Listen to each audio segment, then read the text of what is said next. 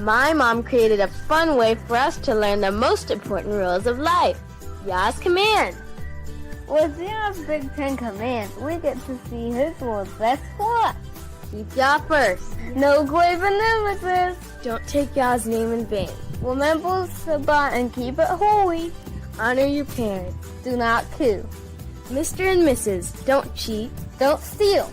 Don't tell lies. Don't covet. This changes everything. Get your set of Yah's Big Ten Commands at Big Ten Designs today.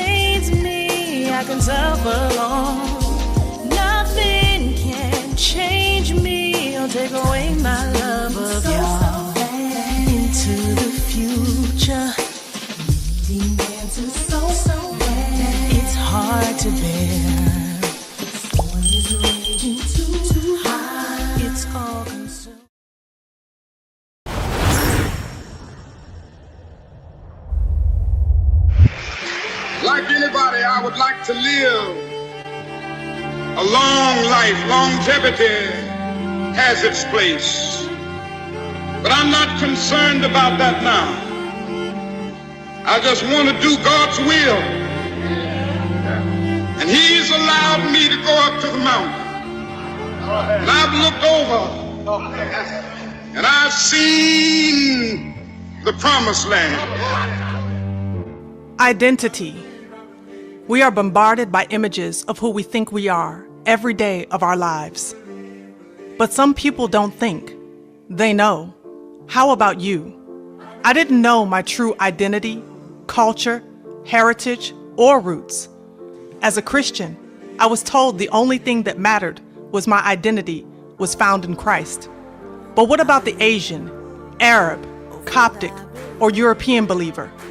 Do they know their identity? Does it matter to them? How about you? This is who they tell us we are. This is what we know. But is it the truth? Take a journey with me as I share my story of faith and identity and discover why both life in the Savior and identity matters. Why our past, present, and future hinges on the knowledge of our true identity. While all believers in the Messiah must wake up before it's too late. As the world gets darker, it is time for Yah's people to shine their light.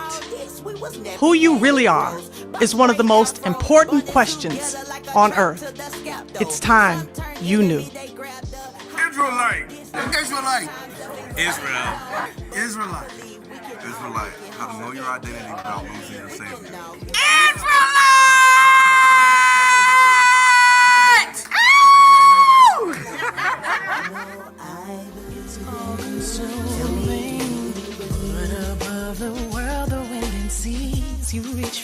All right. Grace and peace, family. Grace and peace. Shabbat shalom. Hope y'all doing all right. Welcome. Okay.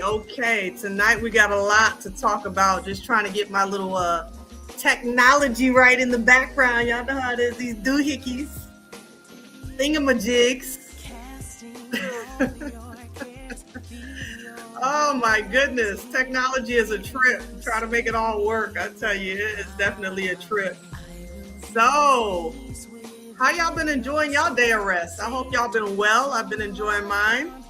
I'm thankful for life, health, and strength.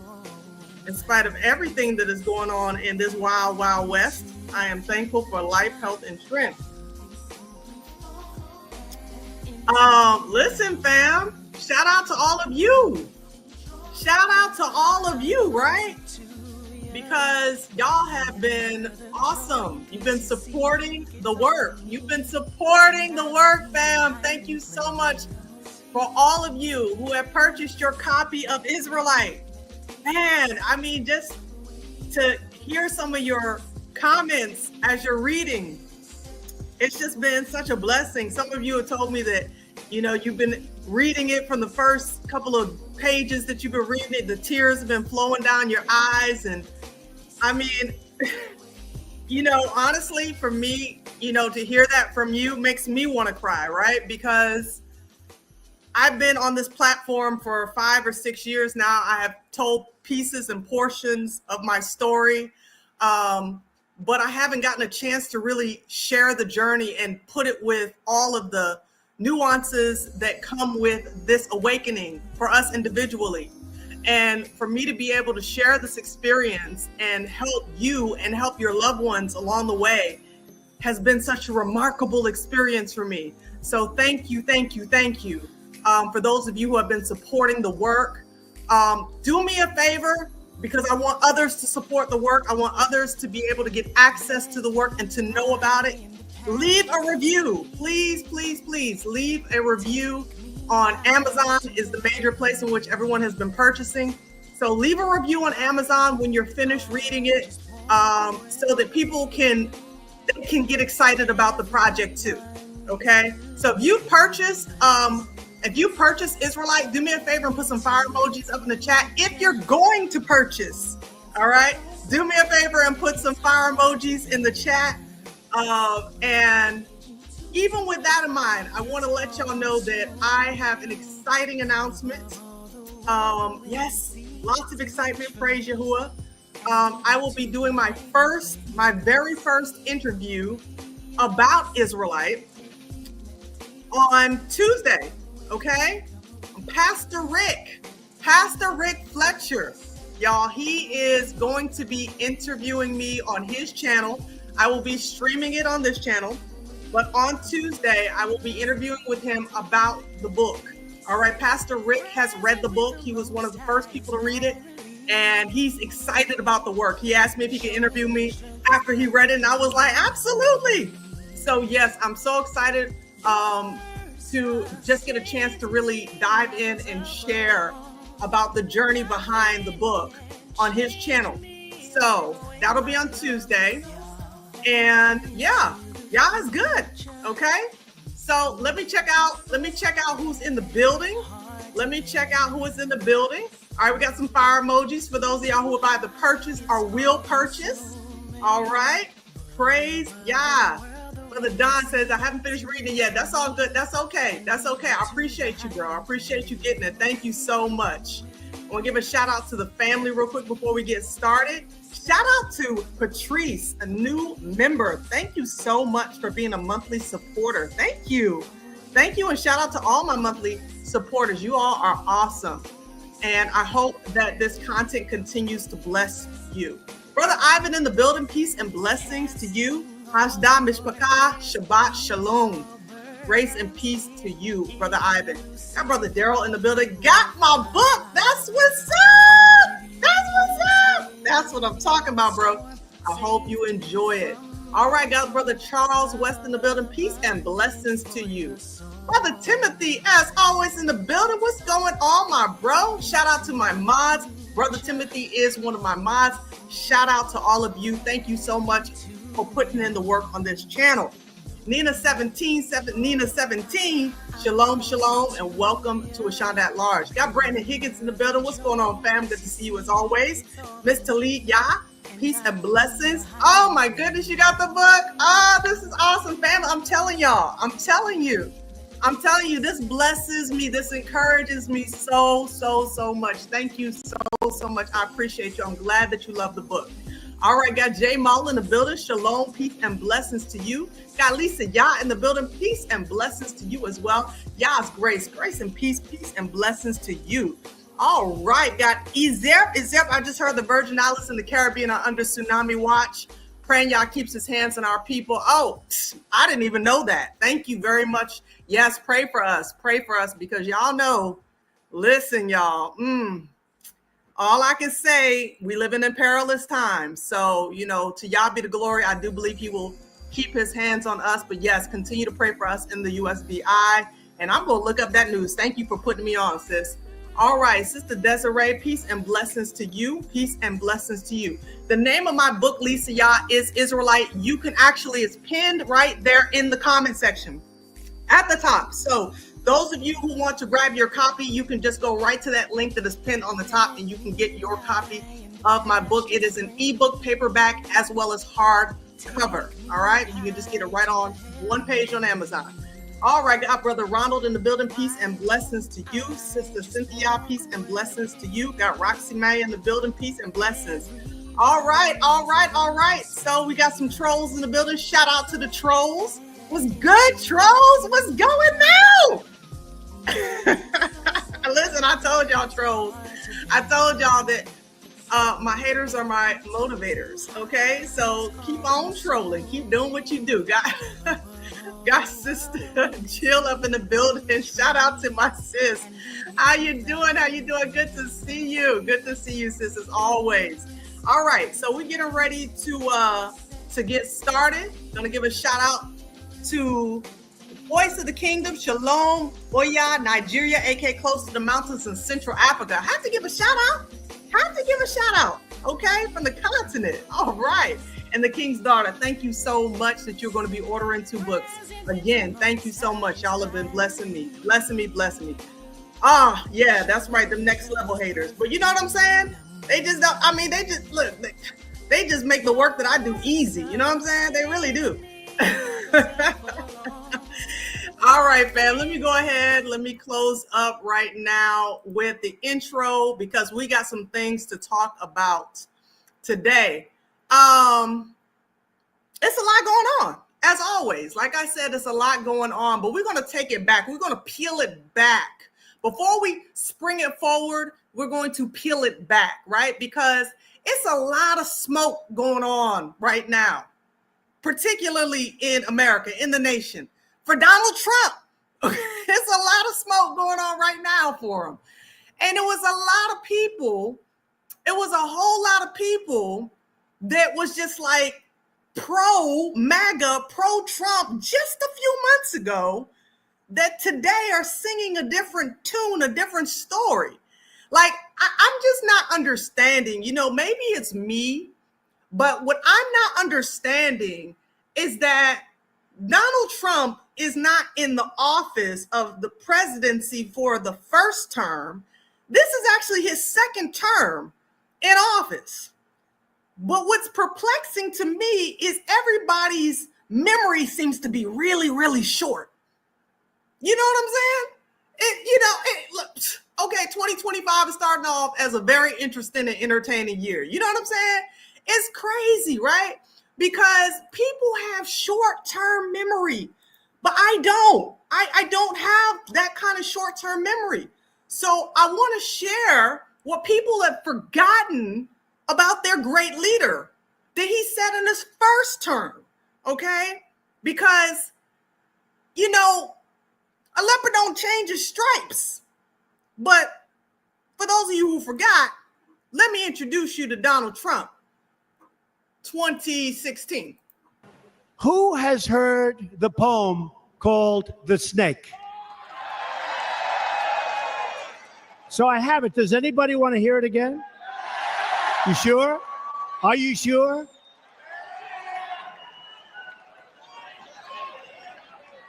Okay. So let's dedicate this to General Kelly, the Border Patrol, and the ICE agents for doing such an incredible job. All right? This was written by Al Wilson a long time ago. And I thought of it having to do with our borders and people coming in. And we know what we're going to have. We're going to have problems. We have to very, very carefully vet. We have to be smart. We have to be vigilant. So here it is, the snake. It's called The Snake. On her way to work one morning, down the path along the lake, a tender-hearted woman saw a poor, half-frozen snake. His pretty-colored skin had been all frosted with the dew. Poor thing, she cried, I'll take you in, and I'll take care of you. The border. Take me in, oh tender woman. Take me in, for heaven's sake. Take me in, oh tender woman, sighed the vicious snake. She wrapped him up all cozy in a comforter of silk and laid him by her fireside with some honey and some milk. She hurried home from work that night, and as soon as she arrived, she found that pretty snake she'd taken in had been revived. Take me in, oh tender woman. Take me in, for heaven's sake. Take me in, oh tender woman, sighed that vicious snake. She clutched him to her bosom. You're so beautiful, she cried. But if I hadn't brought you in by now, oh heavens, you would have died. She stroked his pretty skin again and kissed him and held him tight. But instead of saying thank you, that snake gave her a vicious bite. Take me in, oh tender woman. Take me in, for heaven's sake. Take me in, oh tender woman, sighed the vicious snake. I have saved you, cried the woman, and you've bitten me, heavens, why? You know your bite is poisonous, and now I'm going to die. Oh, shut up, silly woman, said the reptile with a grin. You knew damn well I was a snake before you took me in. Take me in. Oh, dear woman, take me in. Shut up, you loser. You knew exactly what you were taking in. You knew. Why are you acting brand new all of a sudden? Why all of a sudden now you acting like you don't know what you took in? I mean, is that not the nature of a snake? And you know, it's funny to me, right? Because exactly, Brother Romy, he told the world. He told everybody who he was. What Maya Angelou said? What'd she say? When they tell you who they are, when are you supposed to believe them? I said, when they tell you who they are, when are you supposed to believe them? How many times is it going to take for them to tell you who they are before you believe them? And folk be acting brand new. Folk be acting like they don't understand. But you're supposed to believe a person the first time. The first time. And he sat up there and he told everybody exactly who he was. And they voted him in again. But because that's what they wanted. We're going back down memory lane real quick. Because this is the main group right here. They got a problem. But let's track back just a few months ago. Red shift across America. Take a look at this map. It shows how dramatic that shift was. The red arrows facing right are counties that switched from voting for President Biden in 2020 to electing Trump this year. It was pretty much everywhere. While a majority of Latinos voted for Kamala Harris, Trump was backed by a record 46% of Latino voters, even gaining support in Democratic strongholds like New York City. CBS's Lilia Luciano spoke with some voters who were behind that historic shift.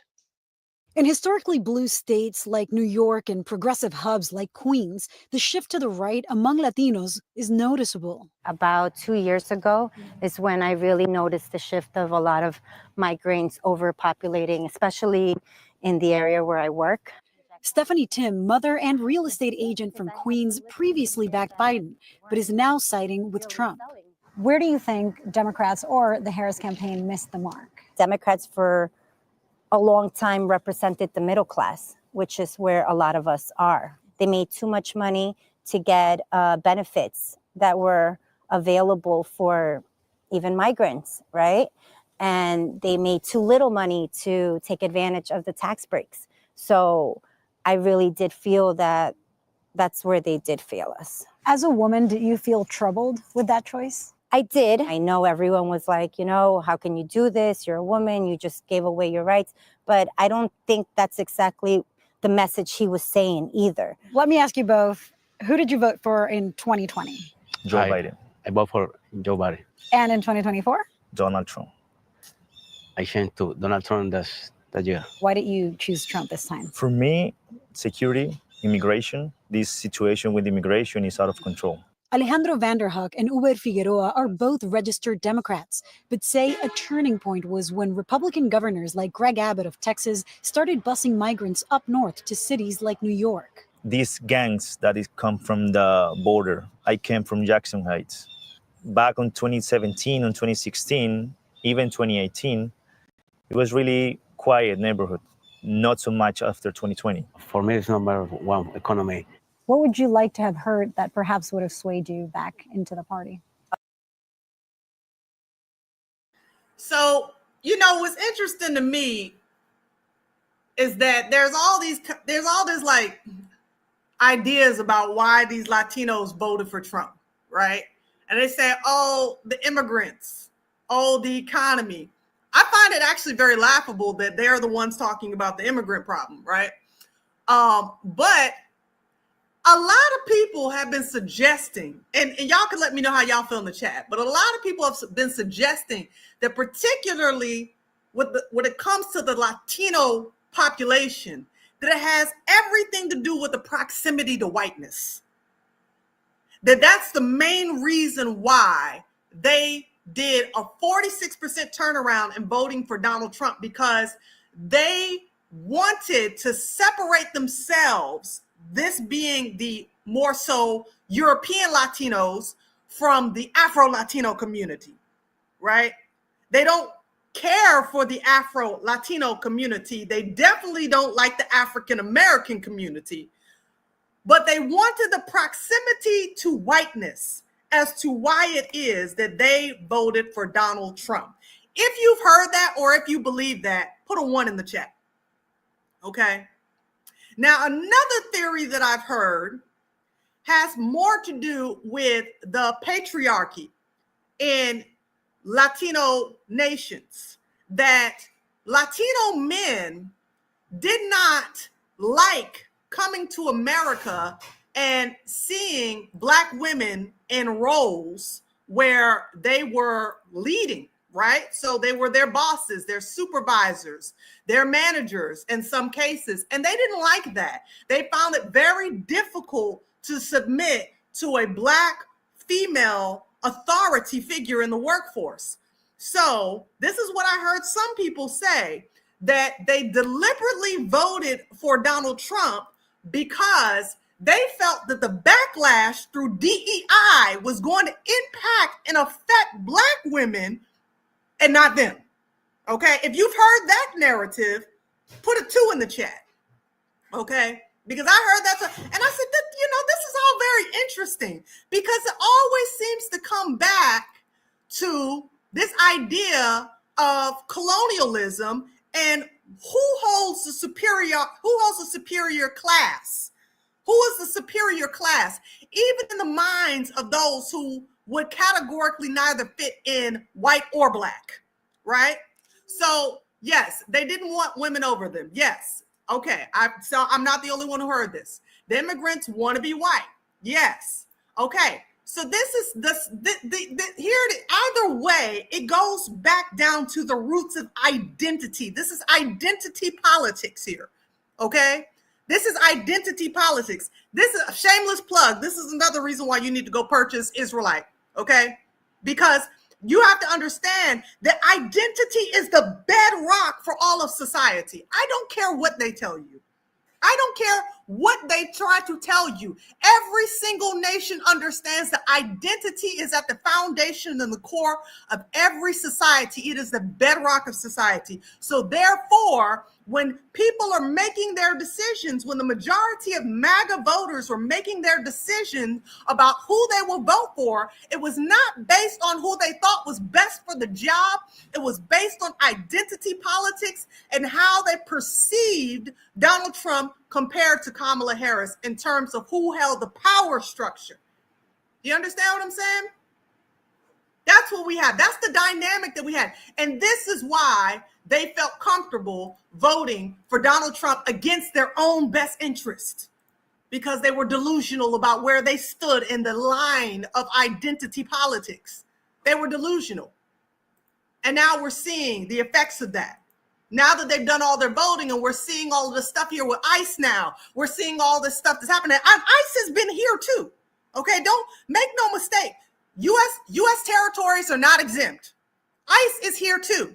And you know who they're getting? We got a lot of immigrants here. But you know who they're getting? They're getting the Asian community. They're getting the Asian community here. Oh, it's serious. It's serious, y'all. Take a look at these protests that are happening.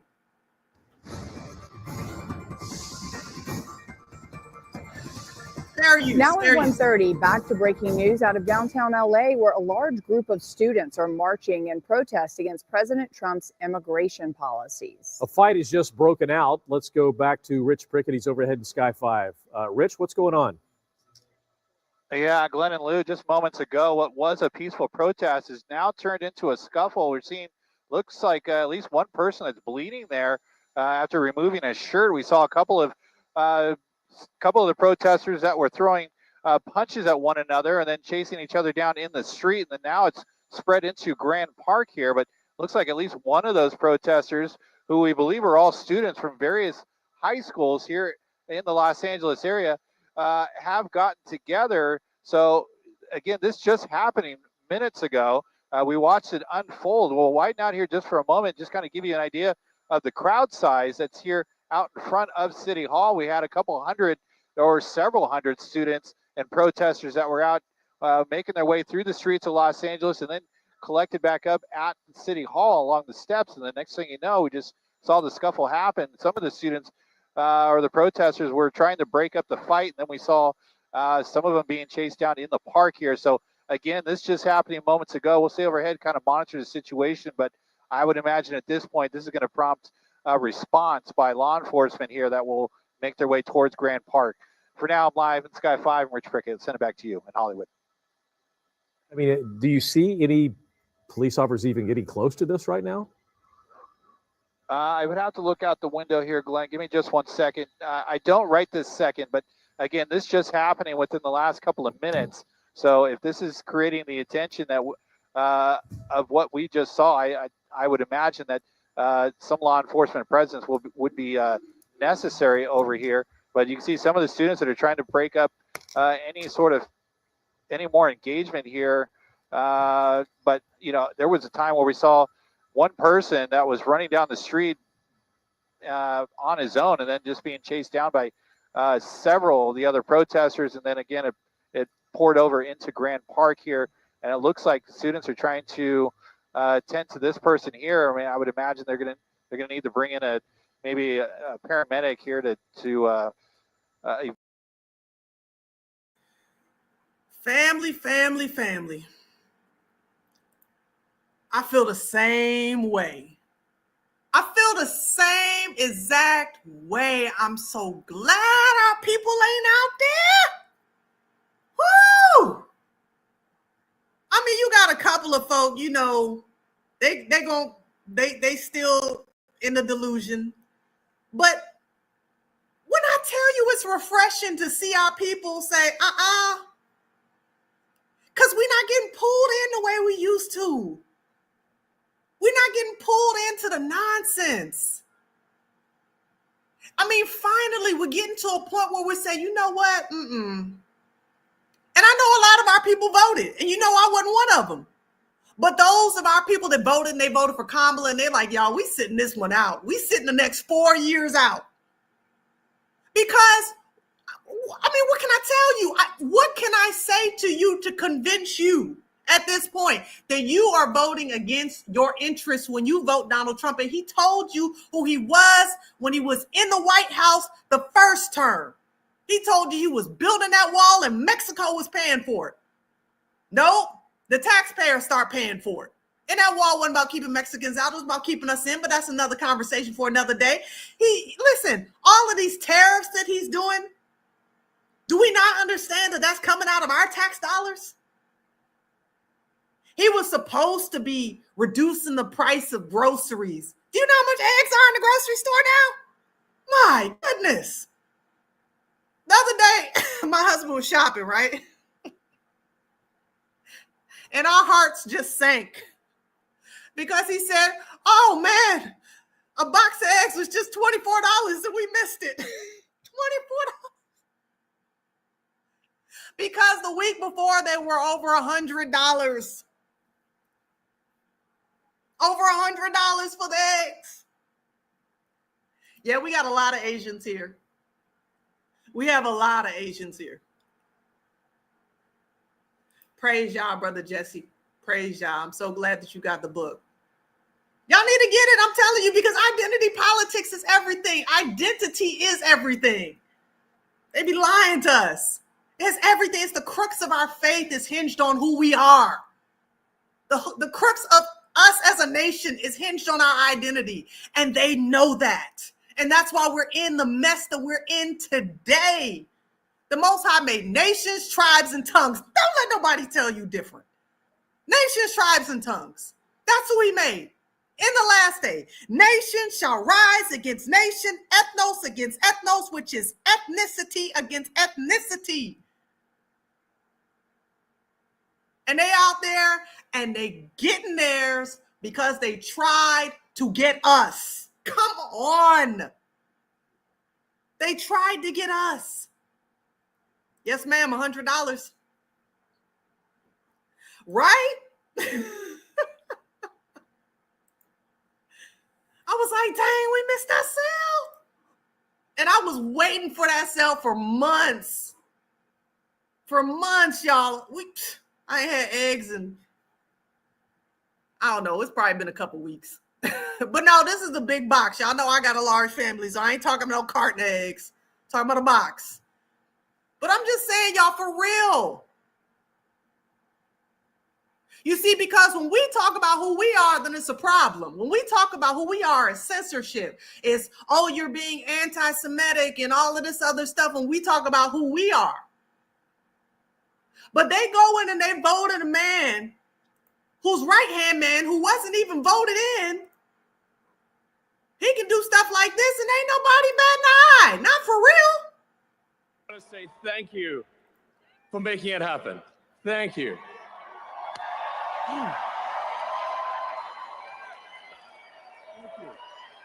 My heart goes out to you. It is thanks to you that the future of civilization is assured. It's thanks to you that the future of civilization is ensured. Oh, wait till you see what his future of civilization looks like. We're going to get into it tonight. I'm telling you. When is he getting canceled? When is he going to have to pay the ADL for what he just did? When is he going to get suspended from his role? His unelected role, by the way, in the White House. When is he going to have to take sensitivity courses? I mean, the amount of excuses that were made because when he did that. But skinheads and the KKK knew what he was doing off the top, off the rip. They knew what he was doing, and they was like, yeah. You know what I'm saying? Speaking of Elon Musk, let's find out what his job as the unelected member of the White House, let's find out what he's doing. The CIA is now offering buyouts to its entire workforce, and Elon Musk facing criticism over his government revamp efforts. ABC's Lionel Louise has the latest. This morning, the CIA is now offering buyouts to its entire staff, the latest move in President Trump's push to downsize the government. It follows a similar offer to civilian federal workers last month. About 20,000 of those workers have now accepted the buyout ahead of tomorrow's deadline, amid reports of mass layoffs to come. ABC News has learned Elon Musk, leading the Department of Government Efficiency, has now moved beds into the executive office building next to the White House, allowing Musk and his staff to sleep there when working late. His staff reportedly includes people as young as 19 years old. President Trump insists they're qualified. They're very smart people. Trump also praising Musk for dismantling USAID, an agency that funds international relief efforts. It's a disaster. USAID staff getting this email that all direct hires will be put on administrative leave with pay, except for certain staffers serving mission-critical functions. Democrats held a rally outside the Treasury Department to protest Musk's influence. We have got to tell Elon Musk, nobody elected your nobody told you can get all of our private information. We don't pledge allegiance to Elon Musk. No. We pledge allegiance to the United States of America. Musk has also faced scrutiny after getting a hold of the Treasury Department's payment system, which disperses 90% of all federal payments, including Social Security and Medicare. The Treasury Department insisting Musk's team has been granted read-only access, suggesting no changes will be made without higher authority. And back to those buyout offers made to millions of federal workers. 3 unions are now suing to block the offers, arguing the buyout plan amounts to a threat and represents an arbitrary offer. Lionel Moise, ABC News, New York. So y'all see he's got this special role. We're going to talk about DOGE in a minute. But you know what's very interesting is that this USAID office that he was just given access to pretty much dismantle, this is who he put in charge of that office right before he gave Elon Musk the ability to dismantle it. Meantime, Secretary of State Marco Rubio has been appointed acting director of USAID as Elon Musk threatens to shut down the humanitarian agency. Local 10's Annalise Garcia in our newsroom now with more on this stunning shakeup. Annalise? Calvin, Marco Rubio confirmed many of the agency's programs would continue under the State Department. In the meantime, President Trump speaking about the significant cuts in the USAID workforce that are to come. The president also addressing Elon Musk's role in all of this. Well, he's got access only to letting people go that he thinks are no good, if we agree with him. President Trump confirming Elon Musk's role with the U.S. Treasury Department's vast payment system. He's a very talented guy from the standpoint of management and costs. And we put him in charge of seeing what he can do with certain groups and certain numbers. Some of the numbers are horrible, what he's found. Elon can't do and won't do anything without our approval. Musk's message about wasteful government spending has been clear. Your money is being wasted, and the Department of Government Efficiency is going to fix that. How much do you think we can rip out? I think we can do at least $2 trillion. One of Musk's top targets, USAID, the federal government's foreign aid agency. On Friday night, a team with the Department of Government Efficiency showed up at USAID offices in Washington and demanded access. Many staffers have lost access to their email and other accounts, and the agency's website was taken down. This comes as Secretary of State Marco Rubio said Monday that he was now the acting administrator of USAID. I mean, my frustration with USAID goes back to my time in Congress. It's a completely unresponsive agency. It's supposed to respond to policy directives of the State Department, and it refuses to do so. Rubio addressing the change on the agency's workers while visiting El Salvador as part of his visit to Central America this week. These are taxpayer dollars, and we owe the American people the assurances that every dollar we are spending abroad is being spent on something that furthers our national interest. And Rubio says although he's now acting administrator of the agency, he has delegated the authority to someone whom he's in touch with. He proceeded to say this is not about ending the programs that USAID does. They just have strong questions right now. I'm in the newsroom. Annalise Garcia, Local 10 News. So this is what Elon Musk has been put in charge to dismantle while they made Marco Rubio the acting director of it. I mean, I'm a little confused. What is the point of having an acting director of an agency that you're dismantling? They're supposed to go out and produce assistance to those who need it the most, right? Is that not the purpose behind it? So what is DOGE? What's DOGE? I thought this was very laughable, how they come up with this terminology. And this is supposed to be people who take the world seriously. These are supposed to be those who are the leaders of the quote unquote free world. But where did they get the term DOGE from? It shares its name with a viral meme, a 2010 meme. Let me go ahead and open this screen up so y'all can see it. DOGE to the moon. DOGE to the White House. One meme is seemingly still going viral and worming itself into popular culture over a decade later, mostly thanks to Tesla CEO and SpaceX founder Elon Musk. DOGE memes are still going strong in 2025 due to the South African American, billionaire and his role in President Donald Trump's administration. But what exactly is DOGE and why has it been everywhere since 2010?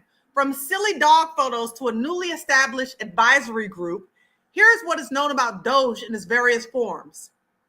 What does DOGE meme? Why is the dog called DOGE? So big, very gigantic. A fan holds up a DOGE meme themed big gigantic sign as the group closes out the Firefly Music Festival in Dover. The DOGE meme is a slang term for dog, showcasing photos of a Shiba Inu with its raised eyebrows and glaring sideways at the camera. Silly, sarcastic messages written in Comic Sans font will typically accompany the meme. The original photos came from Japanese teacher Atsuko Sato, who posted the photos of her rescue adopted dog Kabusu to her blog.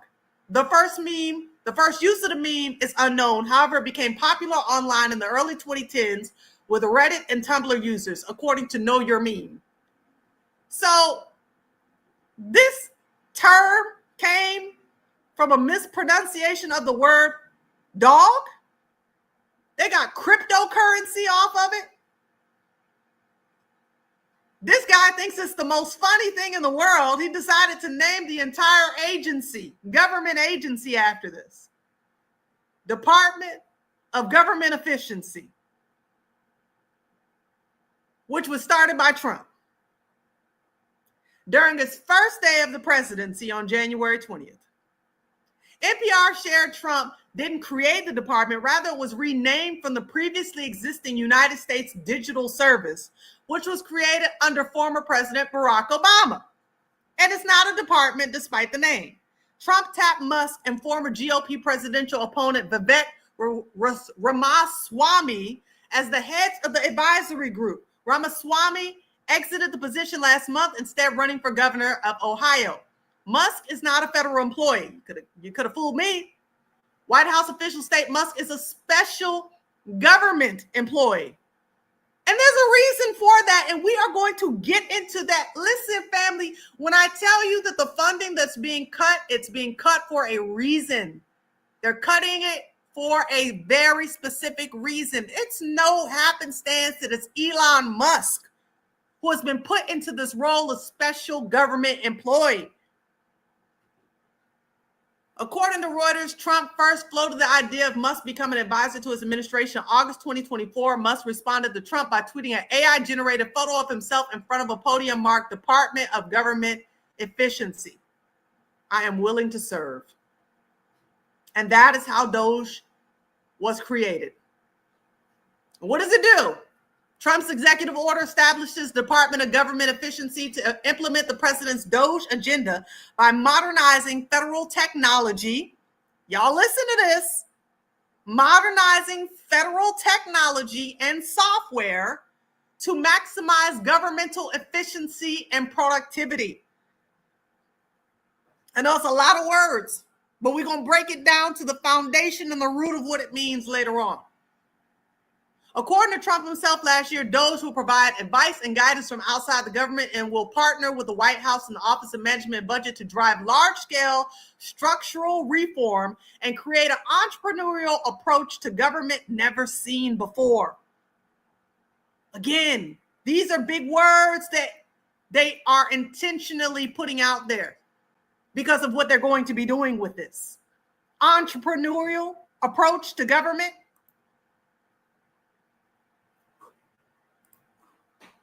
Family, it's a lot going on. And protesting ain't going to do nothing.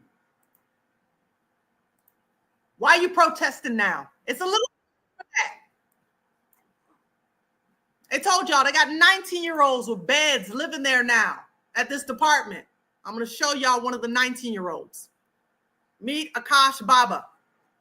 Imagine going from being a college student at UC Berkeley to working in the US government department created by Elon Musk at the age of 22. That's the story of Akash Boba, who's a young engineer of Indian origin who's now making waves in both tech and the US government. So who is Akash Boba?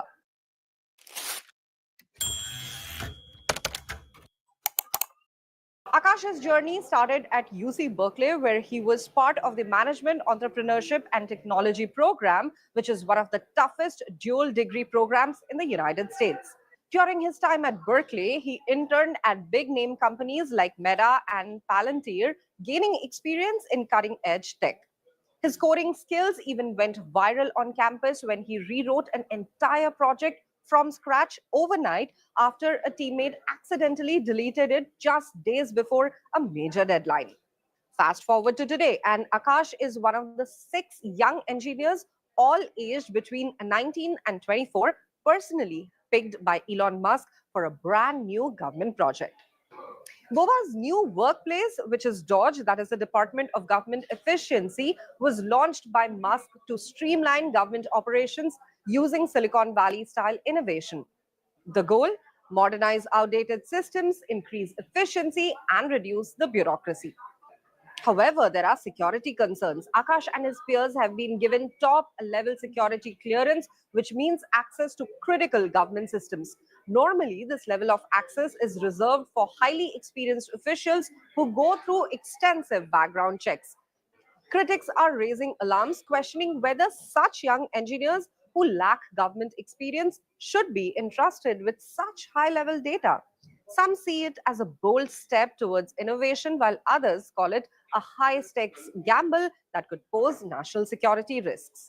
DOGE staffers, whomever they are, now have unprecedented access to the most sensitive payment data in the entire federal government, with no transparency, with no guardrails.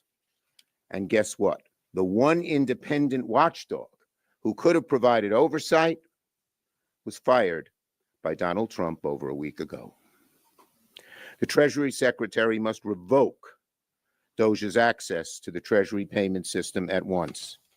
If not, Congress must act immediately. That is why Leader Jeffries and I are working together on legislation, which we will introduce, to stop unlawful meddling in the Treasury Department's payment systems. Let's be very clear. DOGE is not a real government agency. It has no authority to make spending decisions. It has no authority to shut programs down or ignore federal law. To give DOGE a chokehold on Treasury payments is outlandishly dangerous. It's like putting a tiger into a petting zoo and then hoping for the best. I mean, I'm just saying. Listen, America, as you know it, is done. America, as you know it, is done. That Vivek guy that was also an advisor and has since left. I don't know if y'all know, but it was an entire war on Twitter.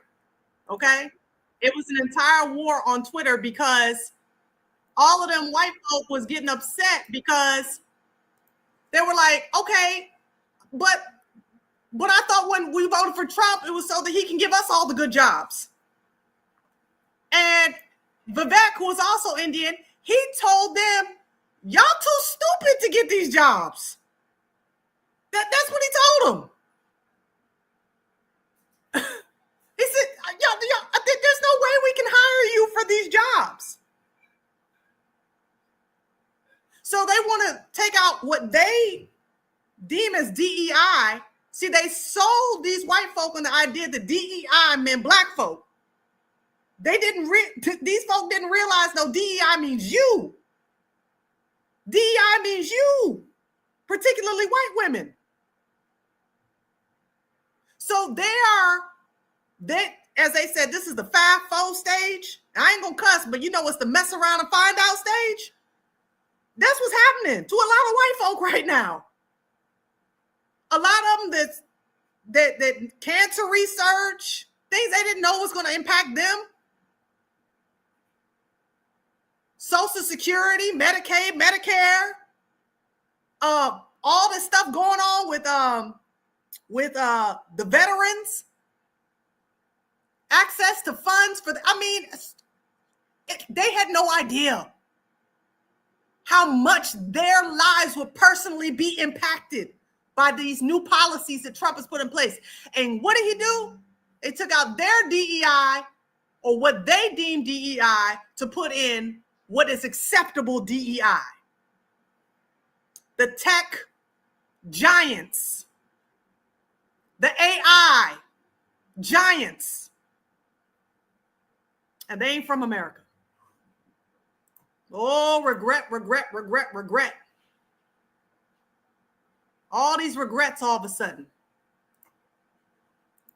All I can say, I was a dumbass, voted for Trump only because of my beliefs. People around me encouraged it. I can think for myself, yes. But I felt at the time that was the better choice. Now I'm looking at it with everything going on. It was the worst decision I ever made. I wanted not to vote. But people said you won't be able to have a say in anything if you don't vote. I totally regret this. I shouldn't have voted at all.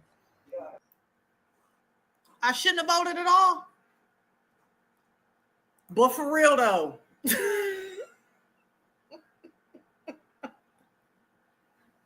It's only been 2 weeks.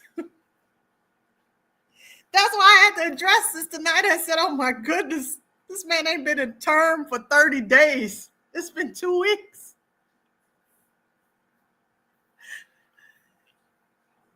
It's been 2 weeks. And it reminds me of a story in the Bible. It reminds me of a story.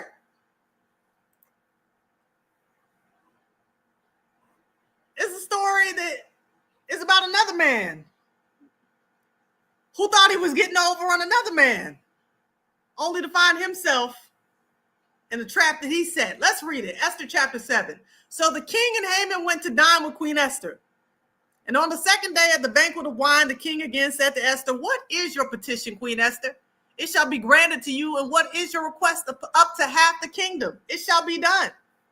Then Queen Esther answered and said, if I have found favor in your sight, O king, and if it pleases the king, let my life be given me at my petition and my people at my request. For we have been sold, my people and I, to be destroyed, to be killed, and to be annihilated. Had we been sold as male and female slaves, I would have held my tongue, although the enemy could never compensate for the king's loss. So King Ahasuerus answered and said to Queen Esther, who is he and where is he? Who would dare presume in his heart to do such a thing? And Esther said, the adversary and enemy is this wicked Haman. So Haman was terrified before the king and queen. Then the king arose in his wrath from the banquet of wine and went into the palace garden. But Haman stood before Queen Esther, pleading for his life, for he saw that evil was determined against him by the king. When the king returned from the palace garden to the place of the banquet of wine, Haman had fallen across the couch where Esther was.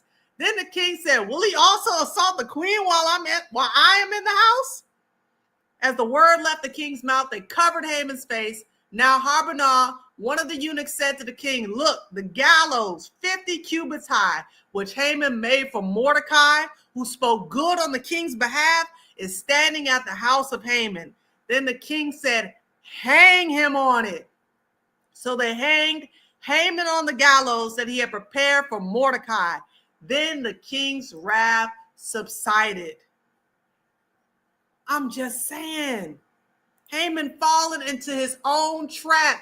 And see, what we need to understand is that it doesn't really matter what earthly king is set up, because the Most High said that the king is in his heart. The king's heart is in his hand, and he turns it whithersoever he wills.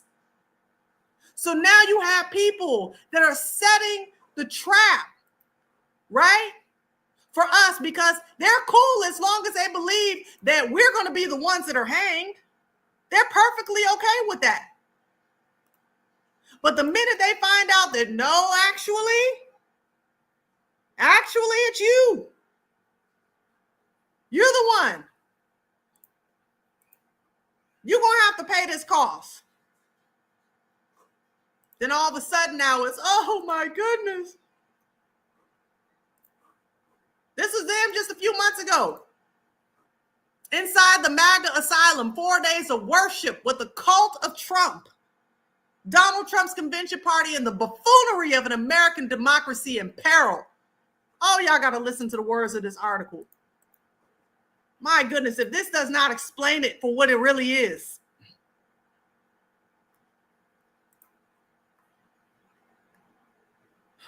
On the floor of Donald Trump's nominating convention Thursday night, a woman from Illinois in a cowboy hat handed out fake bandages for attendees to affix to their ears in solidarity with the former president who was grazed by an assassin's bullet.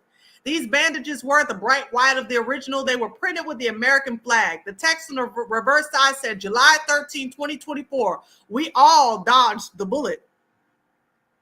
As Trump took the stage to accept the GOP nomination and recount his brush with death, a delegate from New Jersey, tears welling in his eyes, turned to take a selfie with the MAGA leader on the stage behind him. And as Trump reached the part of the story where he lifted a fist after surviving the attack, the entire crowd joined in unison with the former president's bloodthirsty call to fight, fight, fight.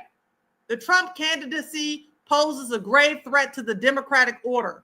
With the immunity ruling from the Supreme Court in his back pocket and ambitions to act as a dictator, to begin an unprecedented campaign of deportation of millions of people Trump claims are poisoning the blood of the country. The menace is plain. The GOP nominees' call for unity sounded in reality a lot like a demand for submission. Y'all see that? This is what they put on their ear. My goodness.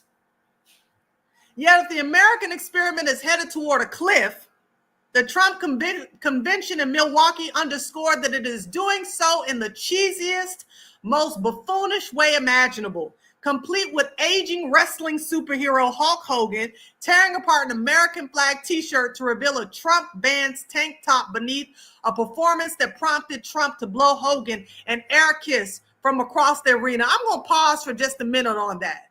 See, because again, people's memory is short when it comes to Donald Trump. They seem to forget that before he was a politician, he was an actor. And he was big into the WWE, or for those of y'all who watch wrestling, y'all know. He was big into that scene. He was in the WrestleMania. Huge. And if you know WrestleMania, you know it's all fake. You know that it's just a lot of drummed up drama to create almost like a soap opera storyline so that they can have a reason to sit there and pretend like they're getting ready to fight each other and like they hate each other. But that's what this is. This is all an act. So you got to have Hulk Hogan with him. That's why I question the validity of that so-called shooting. I question it. And I know I ain't the only one. Nevertheless, Trump Van's tank top beneath the performance that prompted Trump to blow Hogan an air kiss from across the arena. Okay, the coronation's proceedings were occasionally interrupted by montage displayed on the Jumbotron of Trump dancing, if you can even call it that, at his rallies as the 1978 disco hit YMCA, okay, of all choices, blasted on the arena speakers with delegates, politicians, and Trump superfans all performing the famed letter dance as if they were the most mundanely racist bar mitzvah ever staged. And upon accepting the Republican Party's 2024 presidential nomination on Thursday night, the ex-president and former reality TV star, before speaking of the recent attempt on his life, before talking about the victim of that shooting, before describing a landscape of so-called American carnage, began by thanking Kid Rock, who had just performed on the same stage. The former and perhaps future president was sure to inform the crowd full of Republican supporters and luminaries that Kid Rock is not, in fact, Kid Rock's real name. Okay, let's skip down. With all of the violence-obsessed rhetoric and intense focus on nurturing Trump personality cult, the foreign correspondent remarked that the onstage displays they'd witnessed at the convention reminded them far more of the excessive and depravities of authoritarian states they had reported from, rather than regions sustaining healthy democracy. Rolling Stone didn't have much more than to say, welcome. The Trump convention was a bright red party inside the hollowed out core of a deep blue city that cast its ballot nearly 80% for Biden in 2020, and at the field in Milwaukee was being occupied by a conquering enemy. Entering the RNC convention's security zone surrounding Fizzer Arena required passing through a Secret Service gauntlet of concrete barriers, dark metal fencing, metal detectors, and countless officers in the bulletproof vests. To reach the interior was at once to set foot into a sanctuary privilege, but the scene that unfolded for visitors also gave the vibes of a caged MAGA asylum. The security presence in the wake of the attempt on Trump's life was enough to shock and awe. It included the constant circling of a Coast Guard chopper and police gunpoints patrolling the Milwaukee River with assault rifles mounted on the bows. The Secret Service were everywhere, of course, but law enforcement presence also included legions of cops and state police from around the country. Okay, this is what it looked like. They sold merch. But the whole point they're trying to say is that what they witnessed when they were here had every bit of a feel of people who are under mind control. Mind control. Lara Trump hit overtly Christian nationalist themes that were not subtext at the convention. They were in boldface, tied to Trump surviving a would-be assassin's bullet. If you had any question as to whether or not God exists and performs miracles, we got our answer on Saturday evening. Lara Trump said, God is real. He performed a miracle, and it is only by the grace of God that Donald Trump is still here, because God is not finished with Donald J. Trump just yet. After a speech, Lara Trump stepped upstairs to film an interview with Christian broadcaster Elaine Beck of the Proverbs Media Group. Hardline Christian preachers and demonstrators greeted convention attendees at many of the exits of the security zone, including several who held graphic posters okay, I'm not going to say it, and one whose banner read, "Attention, lukewarm Christians, Jesus will vomit you out of his mouth." The fundamentalist currents sloshing through the convention were hard to square with the actual gospels. Instead of love thy neighbor and welcome the stranger, the MAGA faithful on the convention floor waved posters reading, "Mass deportation now." Come on, y'all. You see the cult of Trump? The cult of Trump. They had worship songs that were being made to honor him. Whole worship songs. They sending the people to hell for Donald Trump. This was so cultish. Absolutely. You see how they pull the scriptures in? That's what it said. Based off of my beliefs. Based off of my beliefs, I had to vote for Donald Trump. That's a cult. Listen, if you want to tell me that you have the right to vote because you're an American and you're going to vote based on your ideals, based off of what you want to see happen in the country politically and socially and all that kind of stuff, okay, that's your business. I don't recommend it, but that's your business. But when you start telling people that if they don't vote for a particular candidate, that they're going to go to hell, I'm telling you. Yes, and he sells Bibles. And that picture that I had in my thumbnail when he was holding the Bible up, by the way, he was holding that Bible up upside down. Now we ain't 2 weeks in.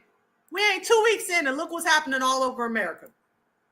Raising their voices, blowing on horns, and banging on pots and pans. Protesters outside Los Angeles City Hall made it loud and clear that they reject Donald Trump and his rapid-fire efforts to steer American society sharply to the right. We're here to defend democracy. There's just a lot of inner corruption, and we don't know where to go to actually fight it. This is a good first step, but we need to move past that even. Many carried signs denouncing Trump as a fascist. Others waved Mexican flags in solidarity with undocumented persons and banners defending LGBTQ rights. This is part of a grassroots, social media organized series of protests called 50-50 and 1, aiming to create 50 protests in 50 cities in one day. People rallied from Boston, Massachusetts to Austin, Texas, Raleigh, North Carolina, and Indianapolis, Indiana, as well as many more towns, including a protest practically on Trump's own doorstep in Washington, D.C. The protesters here are demonstrating against the Trump administration's planned mass deportation of migrants. They're also protesting the plans to radically reshape the federal government, including gutting entire federal agencies. Some protesters expressed particular outrage over the role of multi-billionaire Elon Musk as Trump's right-hand man, an unelected but still all-powerful disruptor rampaging through Washington's government institutions. What we see right now, and very much so with how Elon Musk is treating the government, right now what they have is full control and nobody's able to stop them. The protests were smaller than the massive rallies that marked the beginning of the first Trump administration in 2017. But after a period in which Trump has steamrolled political allies and opponents alike with executive orders and distracted the news media with proposals to seize Greenland and Gaza, they may be a sign that a firm grassroots resistance is finding its voice. Rob Reynolds, Al Jazeera, Los Angeles. So now folk are protesting. Now folk, they're like, y'all, we got to get him out of here. We got to get him out of here. It's been 2 weeks. He's convicted. He's a convicted felon who was never charged with time. As a matter of fact, he, in his first day, I believe, of office, he pardoned other convicted felons of the January 6th riot. And that's what he is. But yet, y'all was cool with voting him in. You were perfectly okay with it. And some of ours, I'm more disgusted with our people who voted for this guy. Like he can understand where, I don't know if y'all remember, it was folk acting like, oh, well, he got all these charges on him, you know what I'm saying? He got all these charges, he can resonate with a brother, you know what I'm saying? He can resonate with a black man going through prison and no, he can't. He could resonate with Bernie Madoff. He can't resonate with you. Let me take you back down a trip of memory lane. Because folk, they be forgetting this man's character. Listen, y'all forget his character to your own hurt. Take a look. You better believe that I hate the people that took this girl and raped her brutally. You better believe it. And it's more than anger, it's hatred. And I want society to hate him. In New York City in the late 80s and early 90s, the case of the Central Park jogger was notorious. In April of 1989, a white woman who had been jogging was found brutally raped and beaten nearly to death in Central Park. Not long after the woman was discovered, 4 black teenagers, 1 Latino teenager, were charged and jailed for the crime. The gruesome case whipped up an unbelievable hysteria throughout the city, the media ginning up fears with headlines about wolf packs and roving gangs and wilding. But the 5 boys, ages 14 to 16, had falsely confessed to the crime after hours of police interrogations. They were later tried, convicted, and sentenced to prison. But vindication for the group, known as the Central Park 5, came in 2002, when a convicted murderer and rapist confessed to the crime. And that confession was then corroborated by DNA. The prison sentences of the Central Park 5 were overturned, but by that time, they had already served between 5 and 13 years. In 2014, the men were awarded a $40 million settlement from New York City. The story that had gripped the city for years came to a close, and yet one Manhattan resident's obsession with the case continues to this day. Just weeks after the crime was committed in 1989, Donald Trump took out a full-page ad in 4 New York newspapers advocating the return of the death penalty.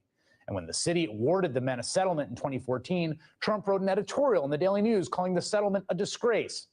And now, even now, as a presidential nominee for the Republican Party, Trump hasn't allowed science or evidence to change his initial reaction to the case. Just this week, Trump said he still considers the men, again, exonerated by the criminal justice system and by DNA scientific evidence, guilty, issuing a statement saying, quote, they admitted they were guilty. The police doing the original investigation say they were guilty. The fact that case was settled with so much evidence against them is outrageous. The woman, so badly injured, will never be the same. Joining me now is still guilty in his mind. Still guilty, even though there is no evidence.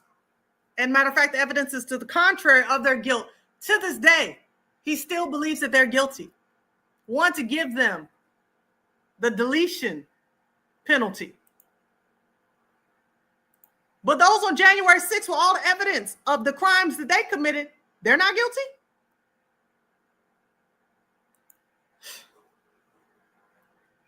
want y'all to take a look at what he's doing. And I talked about this briefly before, but yeah, this is who this man is. So much of this seems vengeful. Alarm as Trump recommits to deletion penalty. President says he'll help states execute people, but experts skeptical of bold pledge to expand capital punishment. Donald Trump has signed an executive order committing to pursue federal deletion sentences and pledging to ensure the states have sufficient supplies of lethal injection drugs for executions. The order promises that Trump's attorney general will seek capital punishment for all crimes of a severity demanding its use, specifying that the U.S. will seek the deletion penalty in every case involving deletion of law enforcement and a capital crime committed by undocumented person, regardless of other factors. Trump has also pledged to pursue the overruling of longstanding U.S. Supreme Court precedents that limit the scope of capital punishment. Experts say the order is filled with vague campaign rhetoric and that some of the actions it promises could be unconstitutional, infringe on defendants' rights, and intrude on state laws and processes. Many of the broad pronouncements, if carried out by his attorney general, could face major legal challenges. Despite the ambiguity of the president's directive, it marks a stunning reversal of the policies of the Biden administration and comes at a time of significant bipartisan opposition to capital punishment in the U.S., fueled by multiple recent executions and capital cases of people with credible innocence claims. Do y'all see what's happening? Do you see what is happening? This is where we're at now. So you could be accused of doing some heinous crime, just like the Central Park Five. Evidence can show that you didn't actually do it, but they just need to have somebody pay. And you know who in general they want to pay. Regardless, Trump's first term was marked by 13 federal executions in rapid succession. More people put to deletion in the federal system than under the previous 10 presidents combined during his first time. And Biden's grant saved dozens from an expected resurgence in state deletion under Trump. Trump's order directs the attorney general to evaluate the prison placement of the 37 people resentenced by Biden to ensure that these offenders are imprisoned in conditions consistent with the monstrosity of their crimes. It also says the attorney general shall evaluate whether these offenders can be charged with state capital crimes and shall recommend appropriate action to the state and local authorities.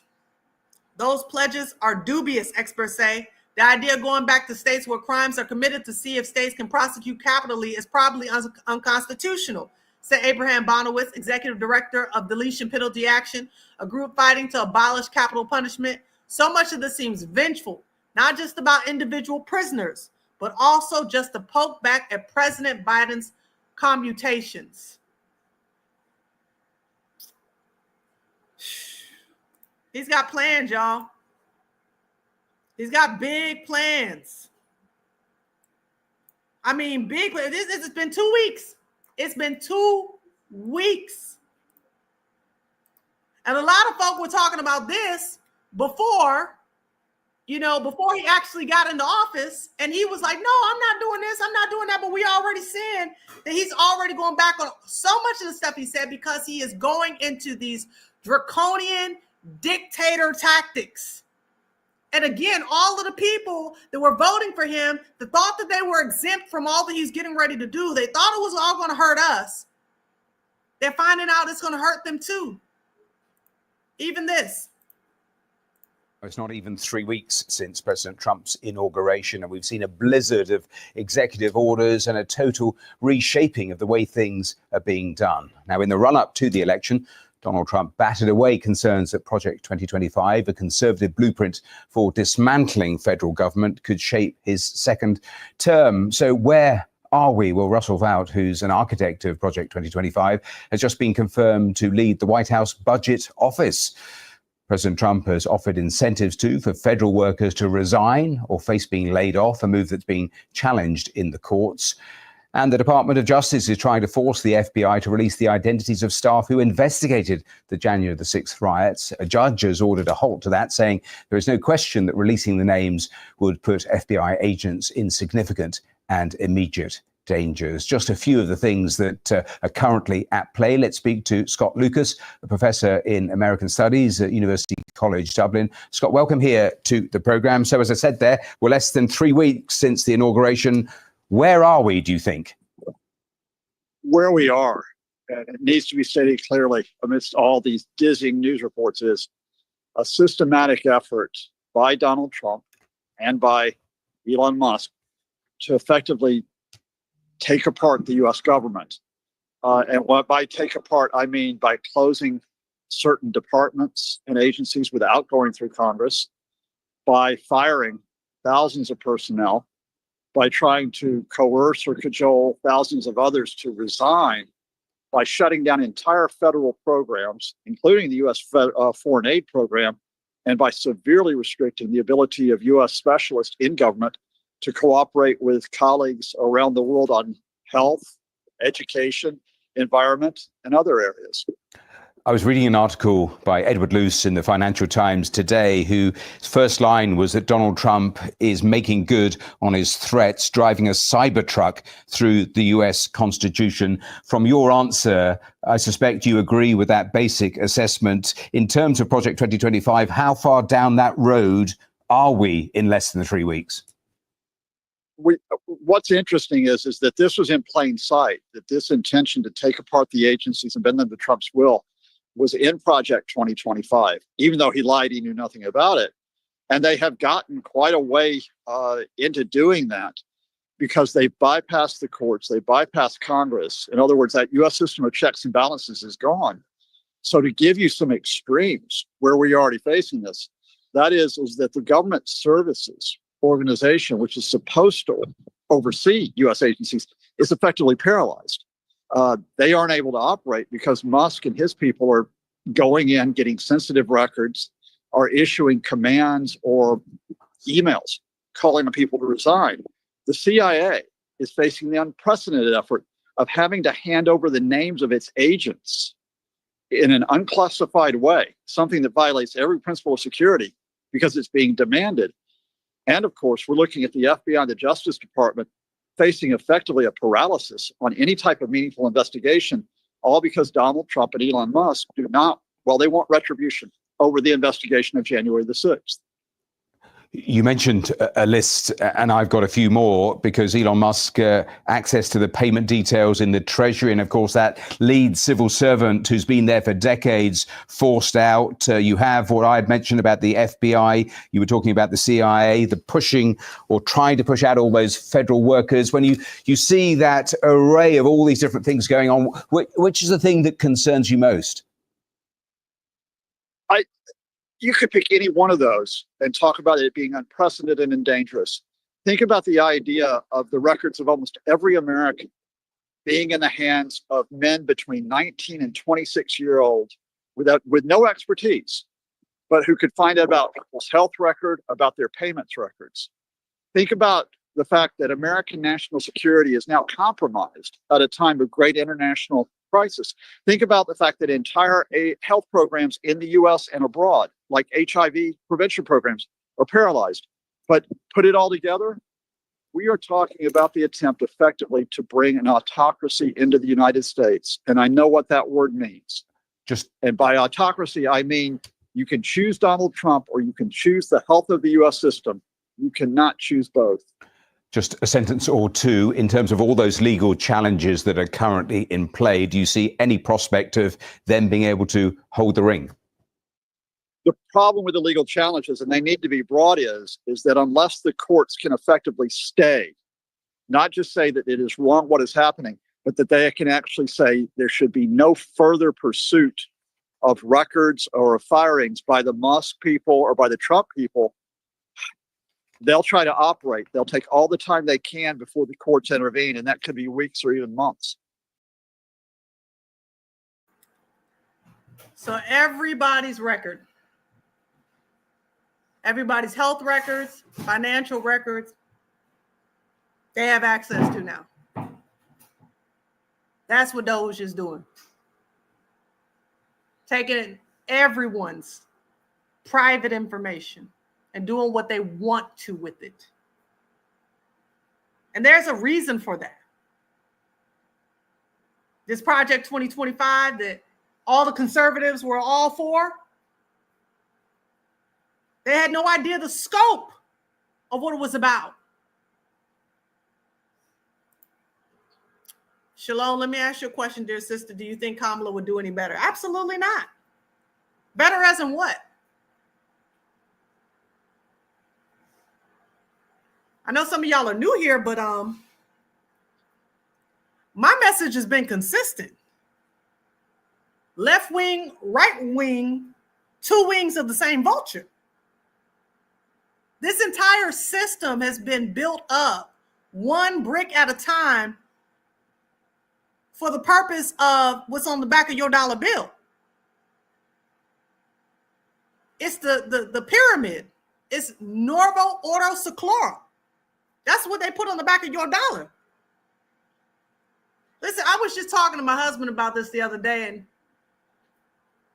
you know, one thing that I observed when Kamala was running for office was the level of incompetency that she showed, just by way of communication, understanding of foreign policy, or anything to really communicate to the American public that she was strong in leadership. And that was done intentionally. I don't want y'all to think for 1 second that Kamala Harris is a dull knife. She's very sharp. That was done intentionally in the same way they did with Kamala, the same thing they did with George Bush around 9/11. It's the pretense of ignorance, the pretense of stupidity, the idiocracy pretense. I'm going to pretend like I am incapable of holding this office because they didn't want Kamala to win. That's what they wanted. See, that's what they had to dumb her down in order to make him look good. And it's not to say that Donald Trump isn't intelligent. He's very intelligent as well. But these are all actors playing a role. They're playing parts. And they have to do that in order for one thing to work on top of the other thing. See, Biden and Harris had to have an influx of immigrants so that the system would be so overwhelmed by immigrants that what is going to happen? People naturally want to blame everything on the immigrants. Oh, we got to get all of these immigrants out of here. We got to get them all out of here because it's just too much immigrants. And so they knew that they played into the hand of the white conservative majority, and we got to get all these immigrants out. But they forgot that most of their workers were immigrants. You can't make this stuff up. You cannot make this stuff up. I watched the video of a woman who talked about how she regretted voting for Donald Trump because after she voted for Donald Trump, all of her employees quit because they were afraid that ICE was going to come and get them. Why? Because they're all undocumented workers. Bingo. It's all manipulation. It's all manipulation.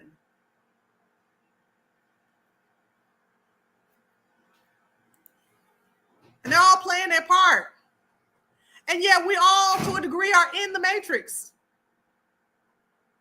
But see, this is why we have to wake up. Because as I saw earlier today, you know, the Matrix wasn't a movie, it was a documentary.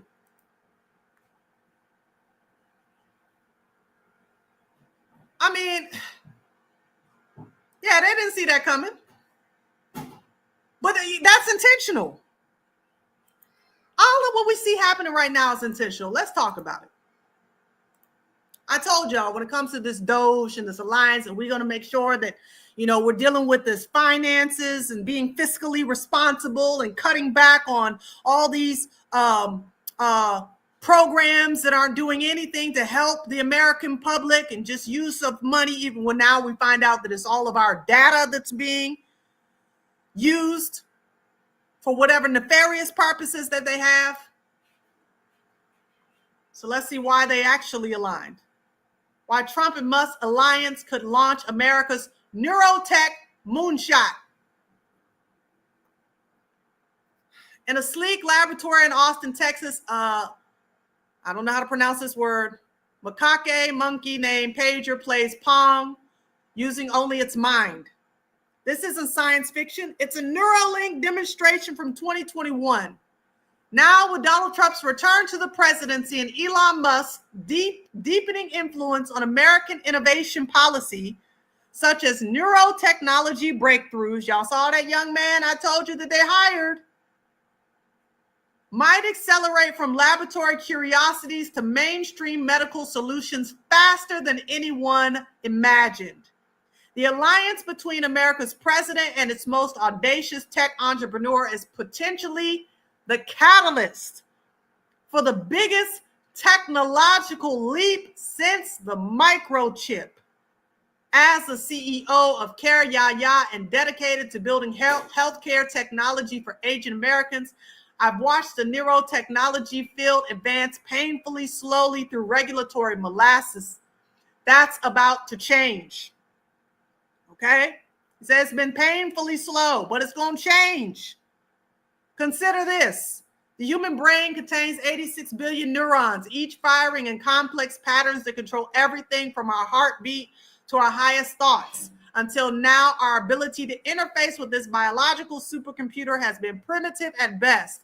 But we're standing at an inflection point where computing power, AI, and our understanding of the brain are converging. The Trump-Musk partnership could turn this convergence into a national priority. This could usher in a new era of accelerated development and reduced regulation in neurotechnology with far-reaching implications for patients, researchers, and the entire healthcare industry. Here's what's at stake. Today, almost 7 million Americans live with Alzheimer's disease. Another 5 million suffer from traumatic brain injuries. For these patients and their families, current treatments often feel like throwing darts blindfolded.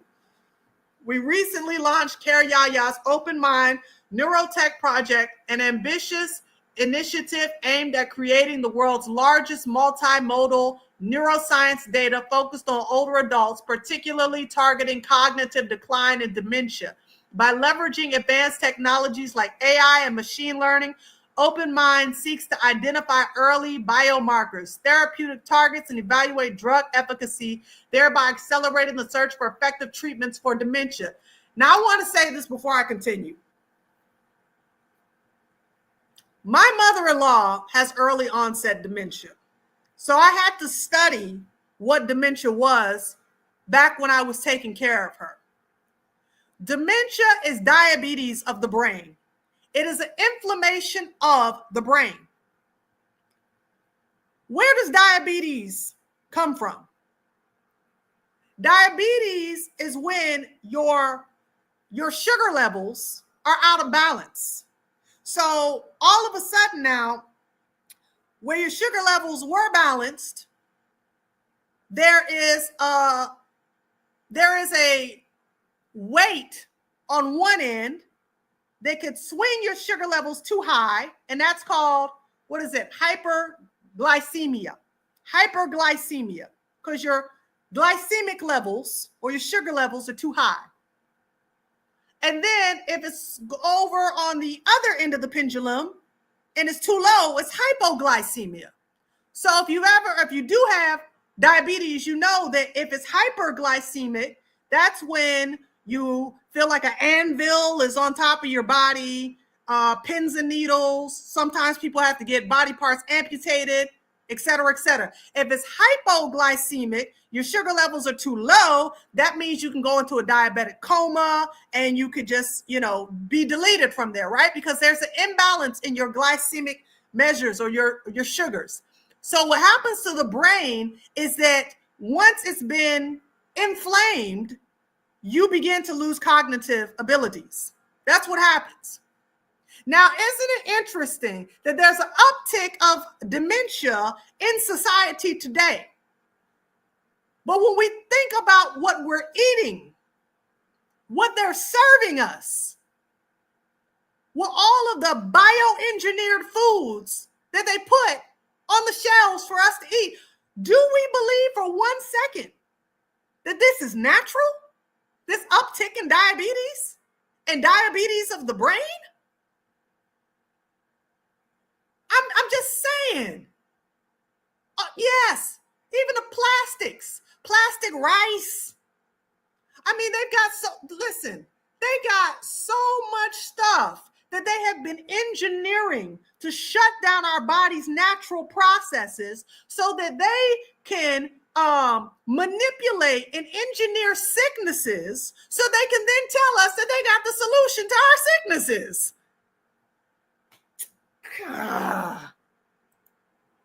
Come on, y'all. Let me continue.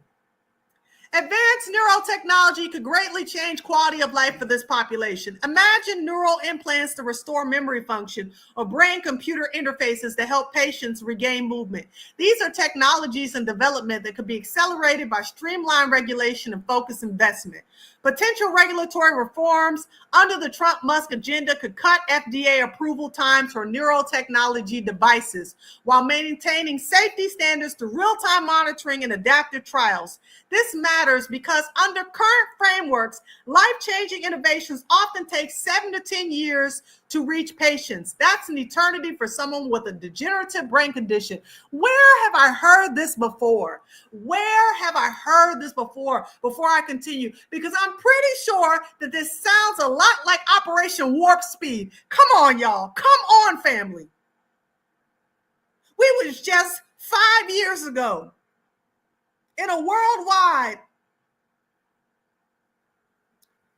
pepperoni and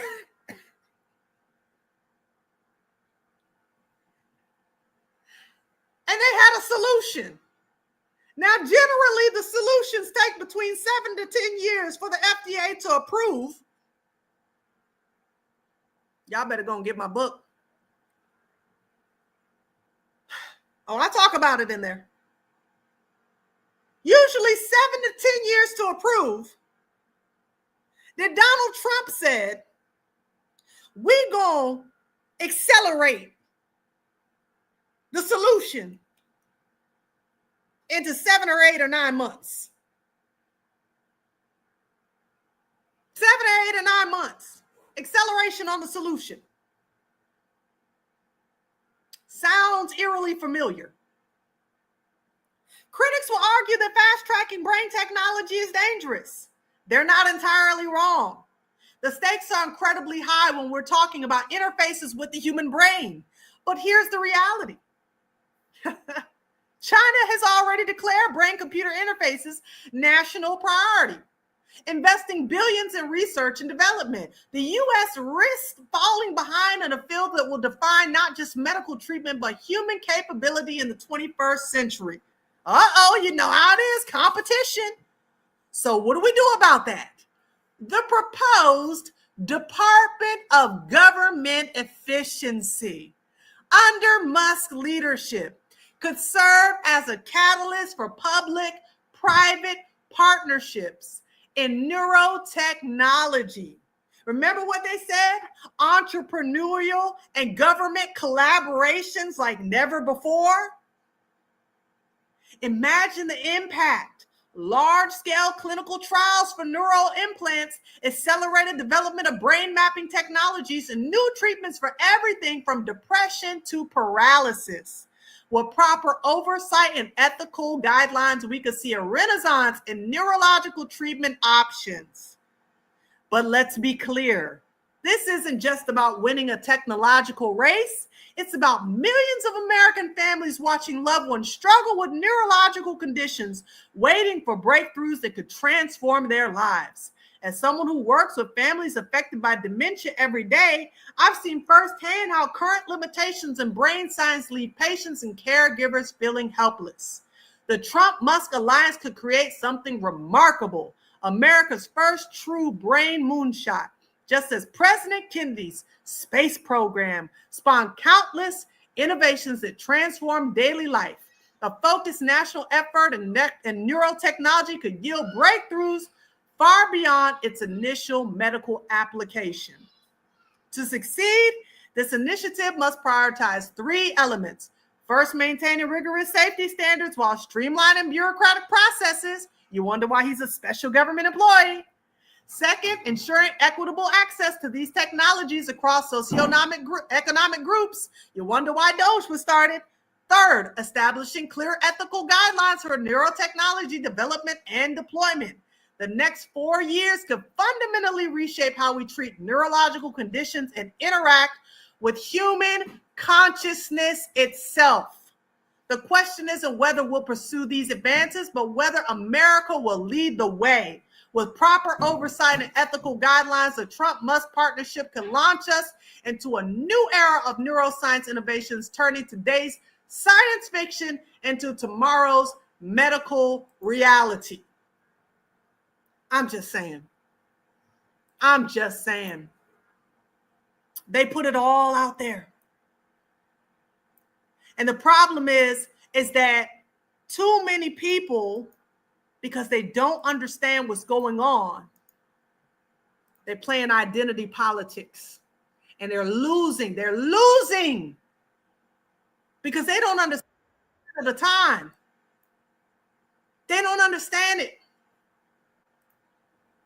This stuff has been around for a long time, but they had to be able to integrate it into society. They had to find a way to do it. So they had to play on the identity politics of people who thought that they had a high IQ and were so much more important than other people. And so this is the fastest way to streamline it, is to play into their own pride. And now they're going to be destroyed for it. And you got to have the Christian right. You got to have the Christian right a part of this, because it's so important that you make it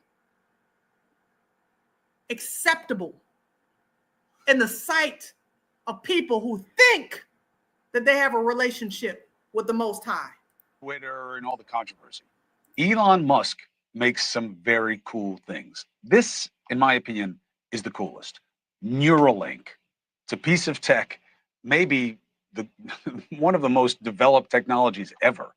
It's a brain chip that literally takes what you're thinking and turns it into action. There's one person who has it, 30-year-old Nolan Arbaugh. So he is living the proof.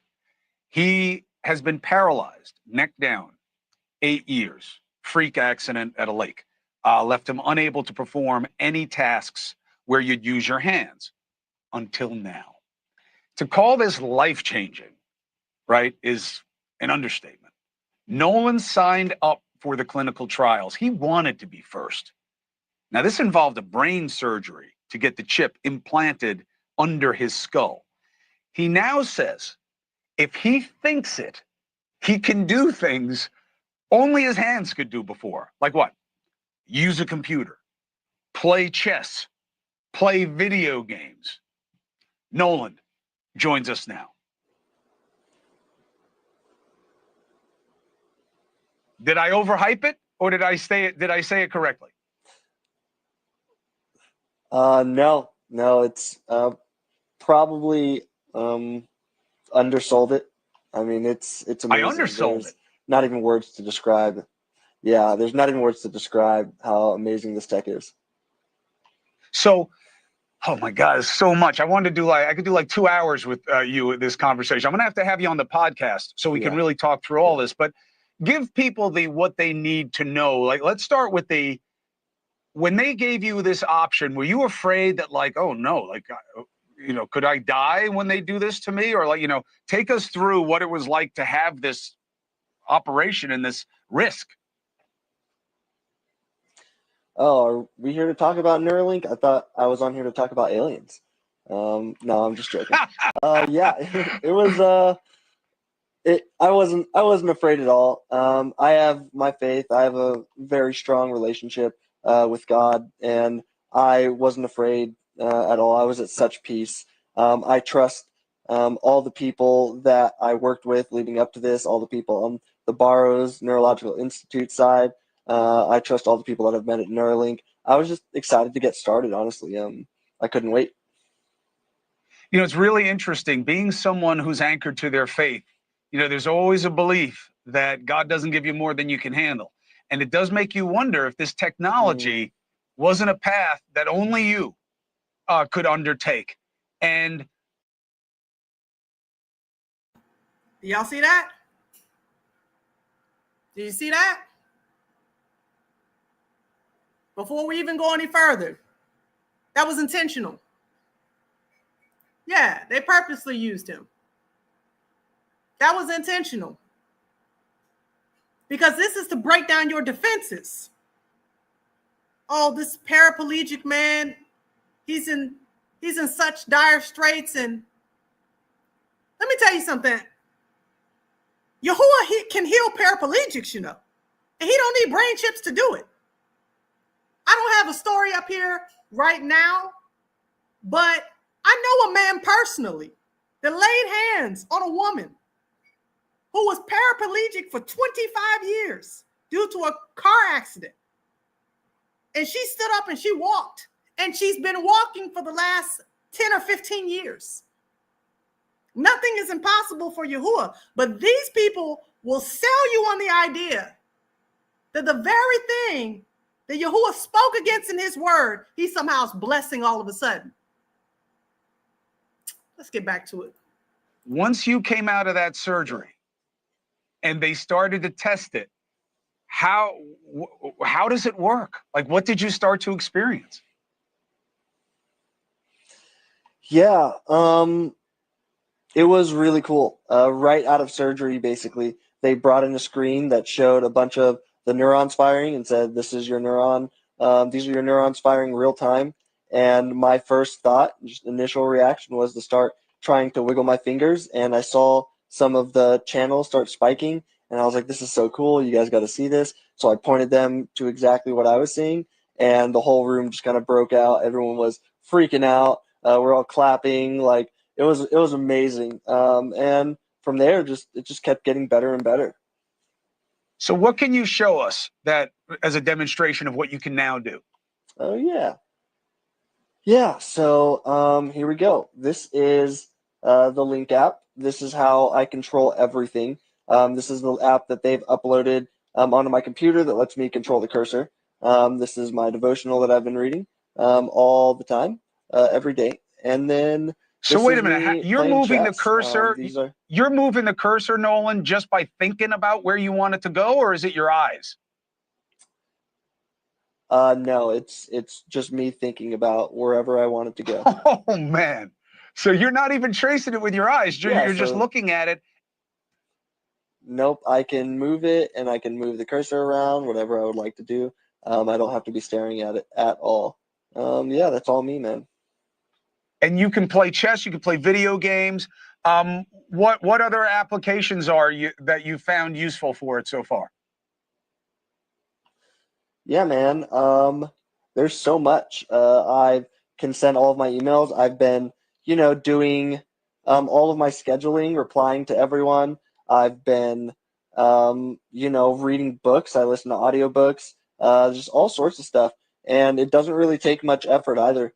It's something that I can do just kind of while I'm on live television, honestly. Hey, thank you for watching. And you see how Kumo, whatever his name is, how he's talking it up like it's so cool. They intentionally picked a Christian man. Somebody well-meaning but ignorant. To give this technology to, desperate enough so that he could be able to do things he wasn't able to do before.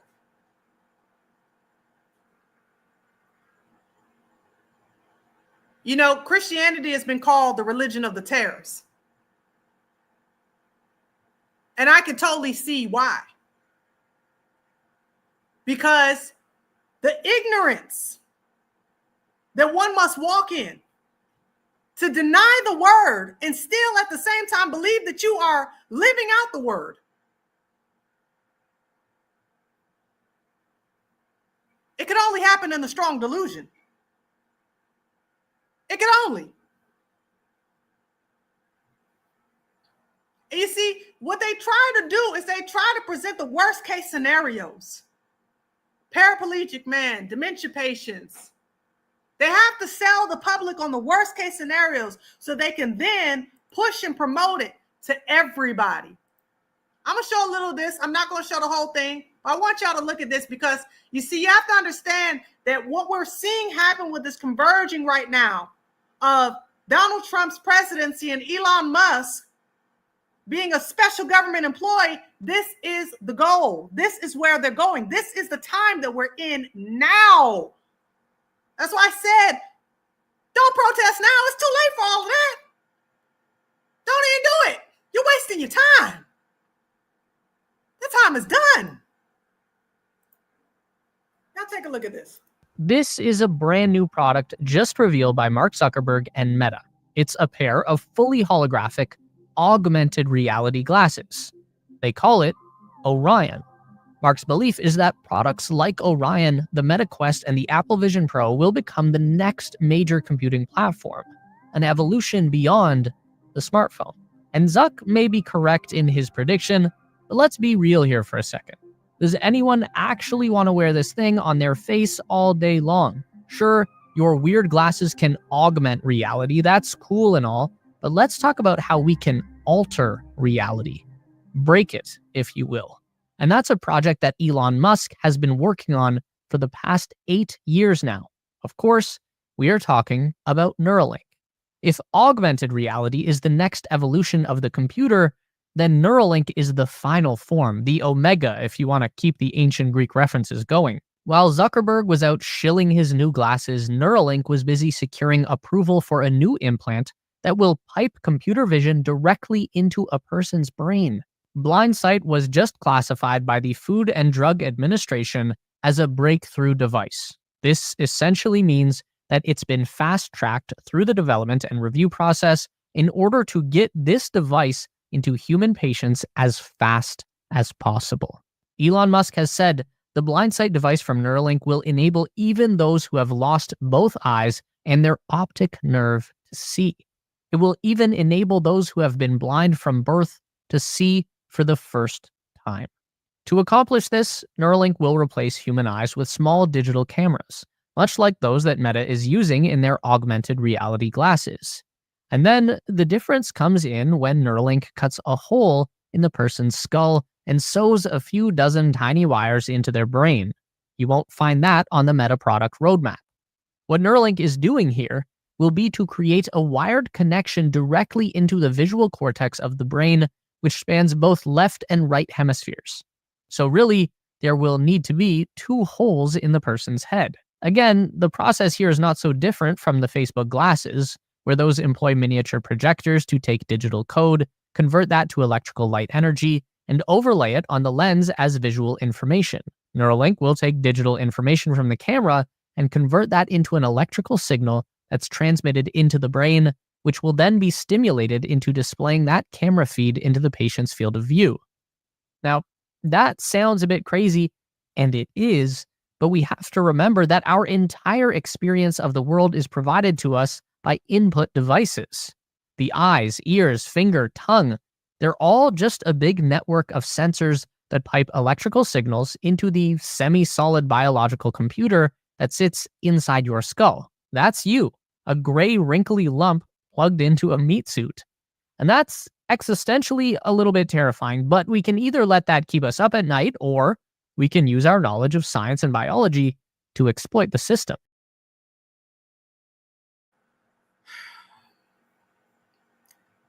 I mean, I'm just saying.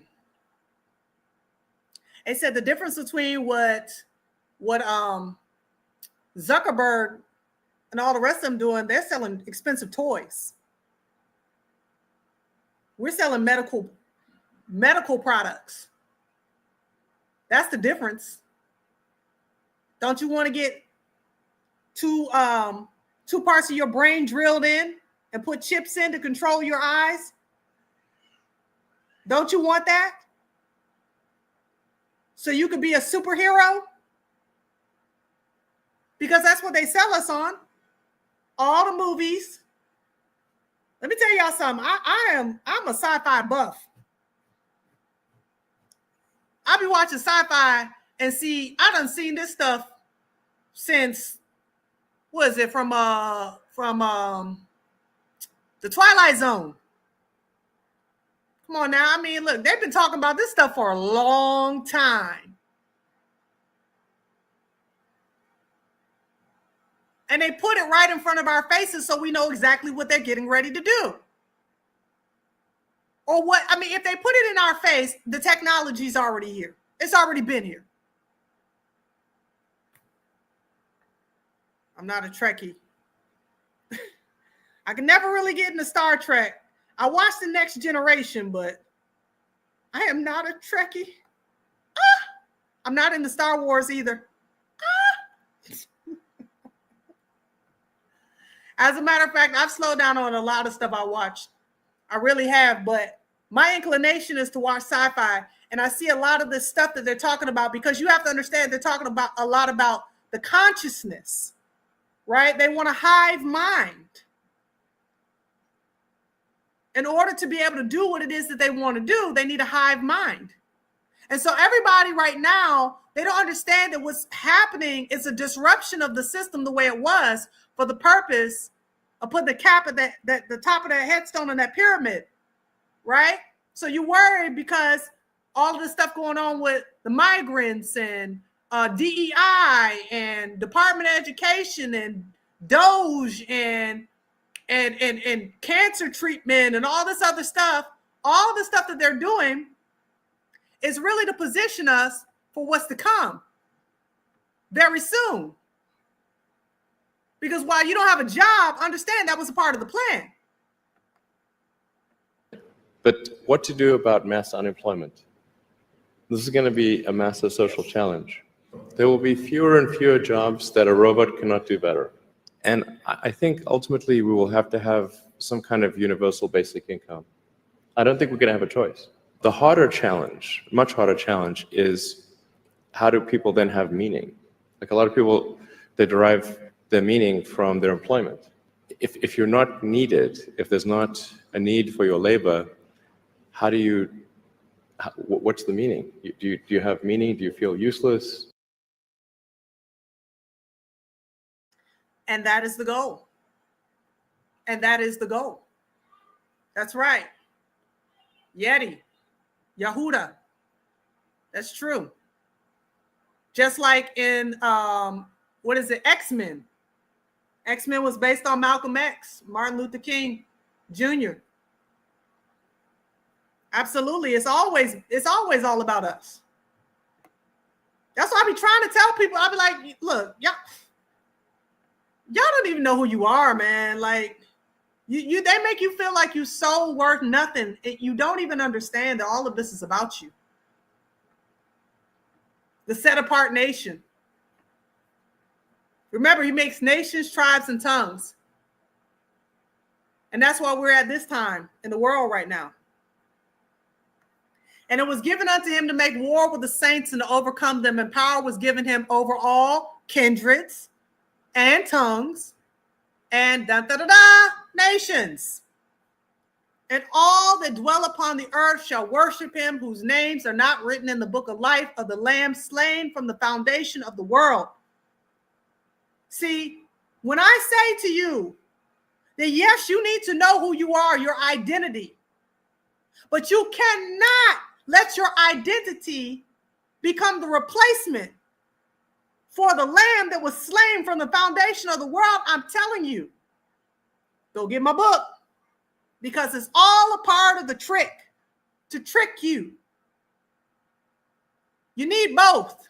You need to know who you are, and you need to know whose you are. It's very important for this end time. If any man have an ear, let him hear. He that leads into captivity, all of this is important, shall go into captivity. This is all judgment. He that deletes with the sword must be deleted with the sword. Here is the patience and the faith of the saints. And I beheld another beast come up out of the earth, and he had two horns like a lamb, and he spake as a dragon. So he looked like a lamb, y'all. But he was really a dragon, a wolf in sheep's clothing, or a dragon in sheep's clothing. And he exercises all the power of the first beast before him and caused the earth and them which dwell therein to worship the first beast whose deadly wound was healed. Now remember, I just read up to here to y'all in verse 8 that he causes all that dwell upon the earth to worship him whose names are not written in the book of life of the Lamb slain before the foundation of the world. Then in verse 11, I read to you, and I beheld another beast come up out of earth who had two horns like a lamb, and he spake as a dragon. Understand, y'all, what time it is.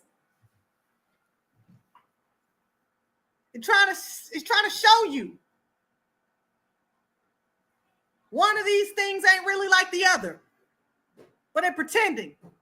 Pretense. For those of y'all who are stuck in the strong delusion. And so you find it okay and acceptable if you're a paraplegic to go on and get a neurochip in your brain because you're standing on your strong faith. Remember that. Let me continue. And he exercised all the power of the first beast before him and caused the earth and them which dwell therein to worship the first beast whose deadly wound was healed. Now, some people say, I don't know. I'm not even going to sit here and act like I do, but some people say that when Trump got hit in the ear, that his ear was attached to his head, and that was what you see right here in this verse. I don't know. I'm just saying there's a whole lot of stuff happening. Verse 13, and he does great wonders so that he makes fire come down from heaven on the earth in the sight of men, and deceives them that dwell on the earth by the means of those miracles which he had power to do in the sight of the beast, saying to them that dwell on the earth that they should make an image to the beast which had the wound by a sword and did live. And he had power to give life unto the image of the beast, that the image of the beast should both speak and cause that as many as would not worship the image of the beast should be killed. Deleted, y'all. My bad.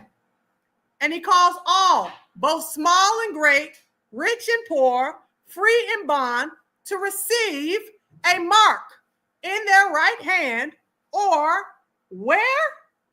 In their foreheads. And that no man might buy or sell save he that had the mark or the name of the beast or the number of his name. Here is wisdom. Let him that has understanding count the number of the beast, for it is the number of a man, and his number is 666. We're at the time where Elon Musk done told y'all ain't even gonna have no jobs. There'll be no need for a job. What is a job? A job has the ability to give you some type of purpose in this world, but you're not going to need a job because guess what? By the time they finish hooking you up to Neuralink, and by the time they get finished giving you all the cryptocurrency that you're ever going to need in the basic, what thing called basic income? Somebody tell me what it is in the chat section again. Universal basic income. Everybody's going to be a Borg, right? This is where they're going. This is where they're going. They got it now. Purchasing goods with a chip in your hand.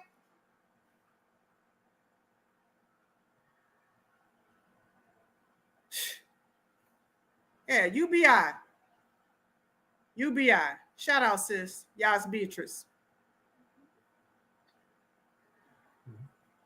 And it's going to be everywhere. It's going to be everywhere. It's not going to be in one place. Listen, they're fighting right now. You just heard the article that they're fighting for America to run this race, to win this race. They're fighting against China on who is going to implement the beast system faster. And I'm so sad that so many people are blind to it and voted for their own destruction. But this is what happens when you are not born again, because you don't have the Ruach HaKodesh to lead and guide you into all truth, so that you can see beyond what you can see, so you can have eyes to see and ears to hear what Yahuwah says unto his people. And we are near the time where there's not going to be much more time for you to make a decision. It's not going to be much more time. It's far too late for the protesting. The protesting doesn't mean anything. The protesting is a waste of your time. It's a symbolic waste of your time. You think that protesting means anything when they have said to you already that you voted for the very thing that you wanted. Why? Because you took the snake in at the beginning. Let me play that once again for those of you all who came in late.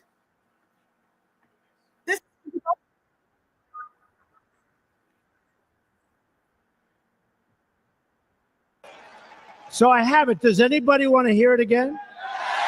You sure? Are you sure?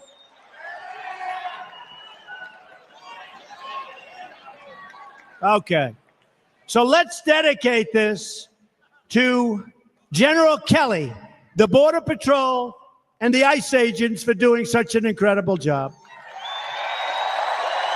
Right? This was written by Al Wilson a long time ago. And I thought of it having to do with our borders and people coming in. And we know what we're going to have. We're going to have problems. We have to very, very carefully vet. We have to be smart. We have to be vigilant. So here it is, the snake. It's called the snake. On her way to work one morning, down the path along the lake, a tender-hearted woman saw a poor, half-frozen snake. His pretty colored skin had been all frosted with the dew. Poor thing, she cried, I'll take you in, and I'll take care of you. The border. Take me in, O tender woman. Take me in, for heaven's sake.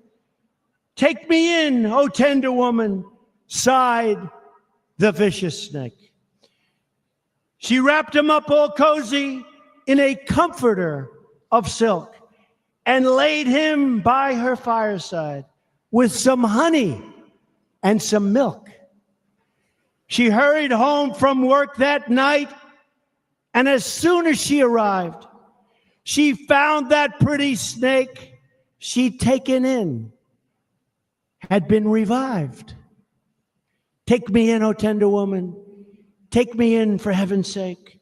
Take me in, O tender woman, sighed that vicious snake. She clutched him to her bosom. You're so beautiful, she cried. But if I hadn't brought you in by now, oh heavens, you would have died. She stroked his pretty skin again and kissed him and held him tight. But instead of saying thank you, that snake gave her a vicious bite. Take me in, O tender woman. Take me in, for heaven's sake. Take me in, O tender woman, sighed the vicious snake. I have saved you, cried the woman, and you've bitten me, heavens, why? You know your bite is poisonous, and now I'm going to die. Oh, shut up, silly woman, said the reptile with a grin. You knew damn well I was a snake before you took me in.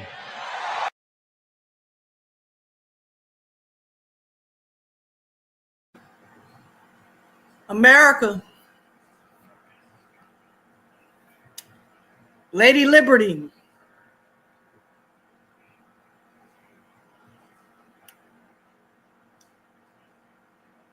Did you know you took a snake in?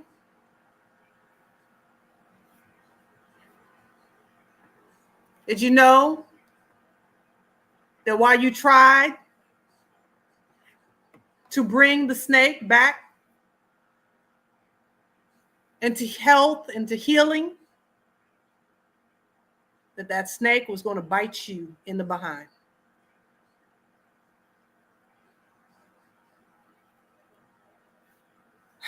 Well, it is what it is. So all I can say at this time is, for those of you who understand what time it is, continue to pray Yah's protection over yourself and over your family. Pray for his protection over his people. For those of you who think that this is all fun and games and politics, and in 4 years it's going to go back to the Democrats, and who don't understand they're already trying to get a third term in for Trump, and don't understand ultimately that this is spiritual, I hope that this was revelation for you. I hope that you start to take your life and your eternity a lot more seriously, because it's not going to get any better, no matter what you do as far as protesting. And every time you think that you're coming against Yah's people because it benefits you, you're only going to get bit by the snake that you sent after us. Because Yahuwah guarantees that he will take care of his own. He'll take care of us. We're not going to be in the lands of our captivity forever, because that's in the book too. He's pulling us out from the four corners of the earth. And I anticipate when he pulls us out, because the devil knows his time is short, he's going to give us 2 wings of an eagle so we can get up out of this joint. So we don't have to be hopeless. If you are in Yahuwah, if you are born again, you don't have to be hopeless. Just keep your eyes fixed on Yah. No matter what it looks like, keep your eyes fixed on Yah. He's allowing us to see the destruction of Egypt 2.0 in the same way he allowed our ancestors to see the destruction of Egypt the first. So fret not, because Yahuwah is with us. I'm going to get ready to get out of here. I want to thank all of you who have been supporting, who have been purchasing the book, Israelite. I'm so excited about those of you who have already purchased. Remember, please, please, please leave your review on Amazon so that we can get this book as many hands as possible. All right. Check out the link. It is pinned in the comment section, and I will pin it in the comment section at the closing here too. All right. So that you can get a copy of my book. If you are not subscribed to my email blast, please subscribe to my email blast. I'm actually going to be giving 2 copies of my book, print copies signed, to 2 people who are in my email blast. I send out periodic emails. I'm not sending out them all the time, but I will be giving out 2 copies of my book. So sign up for my email blast. I will pin that in the comment section as well, because who knows how long I'm going to be on this platform. Y'all know they try to shut me down on Facebook before I can even get an opportunity to get on Facebook. They won't even let me advertise my commercial here on YouTube.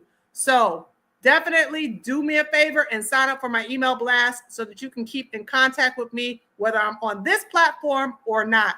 Shout out again to Sister Patrice for becoming a new member on the platform. Shout out to all of you who continually support by way of CashApp, PayPal, those of you who even support on Zelle, those of you who do super chats, super stickers, and super thanks. I appreciate y'all.